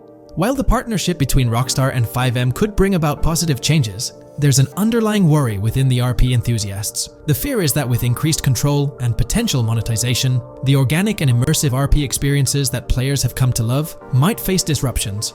RP communities thrive on creativity, flexibility, and a sense of autonomy. If Rockstar's influence leads to more rigid guidelines, it could alter the dynamic of these communities, potentially affecting the unique narratives and interactions that make RP servers so engaging. As we contemplate the potential impact, it's essential to look beyond the immediate horizon of GTA 6. The dynamics established through this collaboration could set a precedent for future interactions between gaming giants and modding communities across various games. Whether it becomes a model to be emulated or a cautionary tale will be closely watched by both players and industry stakeholders. The future of FiveM and the broader modding community remains uncertain as GTA 6 inches closer to release. While concerns exist, there's also room for hope. The collaboration might lead to a harmonious blend of official support and community-driven creativity, enhancing the gaming experience for everyone involved. As players, content creators, and modders navigate this uncharted territory, the one constant is the love for the game and the shared hope for a positive evolution in the gaming landscape. Taking a stroll down memory lane, Rockstar's track record with monetization doesn't exactly calm the nerves. Add to that the current scenario where they're laying down the law for the CFX team, dictating what's permissible and what's not. This conjures up a cloud of uncertainty regarding the future of both FiveM servers and the broader modding community. Personally, I'm a big fan of RP servers and that immersive content. it's my cup of tea. The idea that the same company that set the stage with GTA 5 might potentially tarnish FiveM, turning it into a monetized maze with no alternatives, that's a bit of a buzzkill. Yet here we are, in the waiting room until GTA 6 steps into the limelight. Today, we're delving into the realm of GTA 6 Online, the upcoming multiplayer aspect of Rockstar Games' Grand Theft Auto 6. We'll dissect all the insights gathered from leaks back in 2022, alongside an intriguing anti-cheat patent filed by Rockstar's parent company, Take-Two Interactive. This patent offers a glimpse into how the forthcoming online experience aims to ensure a safer environment compared to the current GTA Online. Furthermore, we'll explore a novel method Rockstar plans to implement in GTA 6 for managing online sessions. This innovation promises to infuse the expansive world of GTA 6 with a livelier atmosphere, enriching the player's immersion in its intricacies. Undoubtedly, GTA Online stands as a titan in the realm of multiplayer gaming. Its enduring popularity has significantly contributed to the ongoing success of GTA 5 over the past 11 years. This success owes much to Rockstar's astute strategy, crafting a robust core game with GTA 5 and then supplementing it with regular content updates for the online segment.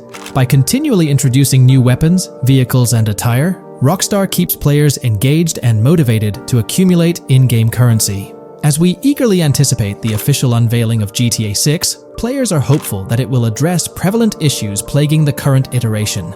Chief among these concerns is the rampant presence of modders and cheaters, whose actions not only disrupt gameplay, but also pose security risks by unlawfully accessing personal data.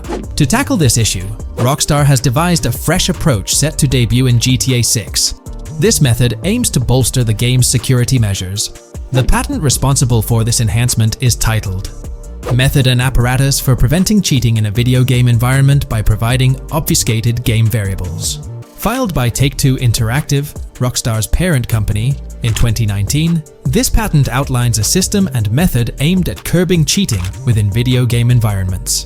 By disguising game variables in memory, the patent seeks to thwart attempts by players to monitor and manipulate values such as health, ammunition, and in-game currency for unfair advantages. Traditionally, developers combat such exploits by encrypting, coding, or obfuscating the location of these values, alongside implementing integrity checks to detect unauthorized modifications. However, these methods have drawbacks, as they often impact game performance and inadvertently expose variable locations to savvy attackers. Rockstar's innovation lies in masking the whereabouts of these variables, offering a more robust defense against cheating in GTA 6's Online.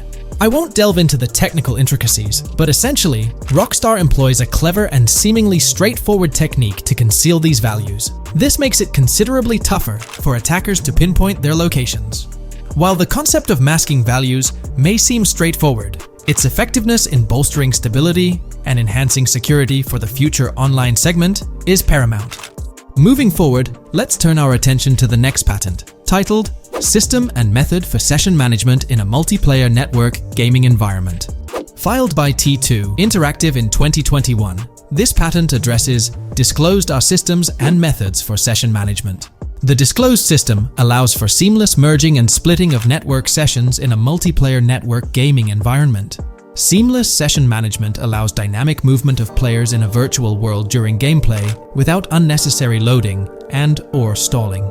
As the players in the virtual world move around, the management of active game sessions can be improved to affect a more realistic perceived population. In this patent, Rockstar highlights the crucial role of online components in the success of many games, citing GTA Online as an example. They emphasize the challenges of managing network technology and resources to create a vibrant virtual world. Traditional MMO games often face limitations in session management, with some opting for single sessions that may restrict the depth of content due to increasing player counts. Others utilize multiple sessions, which can hinder feasibility, especially in peer-to-peer exchanges like in GTA Online. To address these issues, Rockstar has developed a pioneering system for seamless session management. This innovative approach enables fluid splitting and merging of network sessions, allowing for a more immersive virtual world free from hardware and software constraints. Allowing players from different sessions, but in the same virtual area of the map, for example, to be merged into a single session. This allows players from previously different sessions to come across one another, thereby making the virtual world seem more populated. As an additional advantage, seamless session merging handles many network failures silently. In prior art systems, a player who loses network connectivity can be kicked out of a session and may not be able to rejoin because they are in a session by themselves. However, the Session Management System 100 allows for a disconnected player to exist in a session by themselves for a predetermined period before they are reconnected to the remaining players in the session or can be joined with another session. The method begins with monitoring a triggering event. In some embodiments, the triggering event defines when to merge two sessions or split a single session. For example, when the object, virtual players, are in the same session, move physically apart from another, the object by a predetermined virtual distance, this triggers the session management system to split the session into two different sessions. Likewise, if objects from two different sessions are within a predetermined virtual distance from one another, the session management system and merge the sessions to allow interaction between objects of the respective sessions. Other instances of monitored triggering events encompass various player and object actions, including changes in position or visibility, player entries and exits from the virtual world, and game-related activities like mission completions or tutorial beginnings. Rockstar's solution ensures seamless management of these events, preventing inconsistencies such as duplicated objects during session transitions. This approach accounts for factors like virtual geography, team management, networking resources, and social relationships to maintain continuity across sessions. For example, once a session is split, there can be two sessions, each with their own distinct copy of an object. Avoiding this split can avoid players that intentionally duplicate valuable objects to exploit virtual game economics. If these two sessions were to later merge, there can then be two identical objects in the same session. In this manner, the session management system advantageously avoids object duplication when two players are merged following a split. I trust that I've conveyed this information clearly. The implementation of this new system in GTA 6 promises to enhance the game's atmosphere, ensuring a more bustling world while maintaining a high level of detail throughout. Now, let's delve into what we've learned about GTA Online from the leaks of 2022. Multiplayer. In the bottom left in one of the clips, one can see there are two players in a 30-player lobby. This is because there are two slots for spectators, similar to GTA Online and Red Dead Online. There is also a reference to the script host. After that, there is a code which is either the session host or game master. Based on the information gathered, it seems probable that peer-to-peer connections and 30-player lobbies will make a comeback in GTA 6 Online. However, there's a twist in how sessions will operate, allowing for seamless transitions between them. Feel free to share your thoughts in the comments section about everything we covered in today's video regarding GTA 6 Online. There's been quite a buzz about Jason, one of the main leads in the highly anticipated Grand Theft Auto 6. People are spinning theories left, right, and center, suggesting he might be an undercover cop, an agent, an ex-cop, or even someone with a military background. It's been the talk of the town ever since the first official trailer dropped. Now, I've got to warn you, what we're about to discuss might just spoil a bit of the GTA 6 storyline for you. But hey, if you've been keeping tabs on the GTA 6 grapevine, chances are you've already heard murmurs about these theories. Now, I gotta stress, folks, that as exciting as these speculations are, they're just that, speculations. Nothing's set in stone. But here's the deal. There are some interesting things in Jason's outfit from certain glimpses in the trailers and Rockstar's promotional stuff that sort of fuel these speculations. They're like breadcrumbs teasing us about Jason's potential undercover identity. So today, I'm here to unravel these clues and take you through the evidence we've got so far. We'll start with the very first trailer of Grand Theft Auto 6. You know, the one that set the internet on fire? We'll dissect it bit by bit and get into the nitty-gritty of this theory that's got the GTA 6 community all hyped up. And it's not just about the trailers, folks.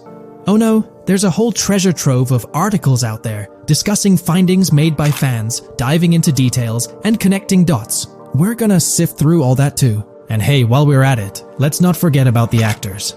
There's been some chatter about who might be stepping into the shoes of Jason in this game. So we'll toss that into the mix as well. There's plenty to unravel, and we're here to explore every nook and cranny of this speculation, piece by piece. So grab your favorite snack, get comfy, because we're about to embark on a journey through the GTA 6 speculations, theories, and rumors about Jason. Let's start off by jumping into this interesting Reddit post. I've seen some speculation that Jason is an undercover cop makes sense since we see first-person gameplay of a police raid. I'm guessing he falls in love with Lucia, and his storm between his duty and his love could be not true, but it seems like it would be a good twist in something Rockstar would do. Okay, let's take a deeper dive into this scene where we encounter these 4 police officers. They're pretty unmistakably cops with that distinct police badge on their body armor. It's crucial to note the small details here, especially regarding their attire, as it might hold some key information. Now, among this squad of officers, there's one guy who stands out from the rest. He's chilling on the far right, sporting a casual white tank top, while the others are all suited up in body armor, their caps turned backward. This difference suggests a hierarchy within the group, making us wonder if this dude's perhaps a higher up or holds a different position within the force. The intriguing part, though, is the context of this scene. It feels like a pivotal moment, almost as if these officers are significant characters in the narrative.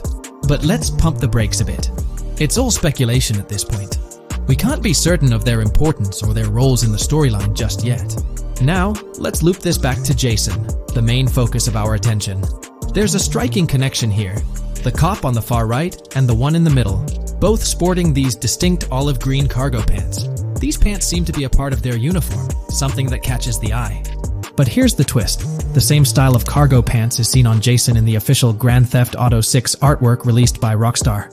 Coincidence? Maybe, but it feels like too much of a match to ignore. What's up with these pants? Is it a fashion trend among the police force in the GTA 6 universe? Or could it be hinting at a deeper connection between these officers and our protagonist Jason? The plot thickens, and we're left to ponder the significance of these subtle visual cues. Is there a backstory linking these officers to Jason? Or is it merely a design choice by the creators to establish a visual pattern?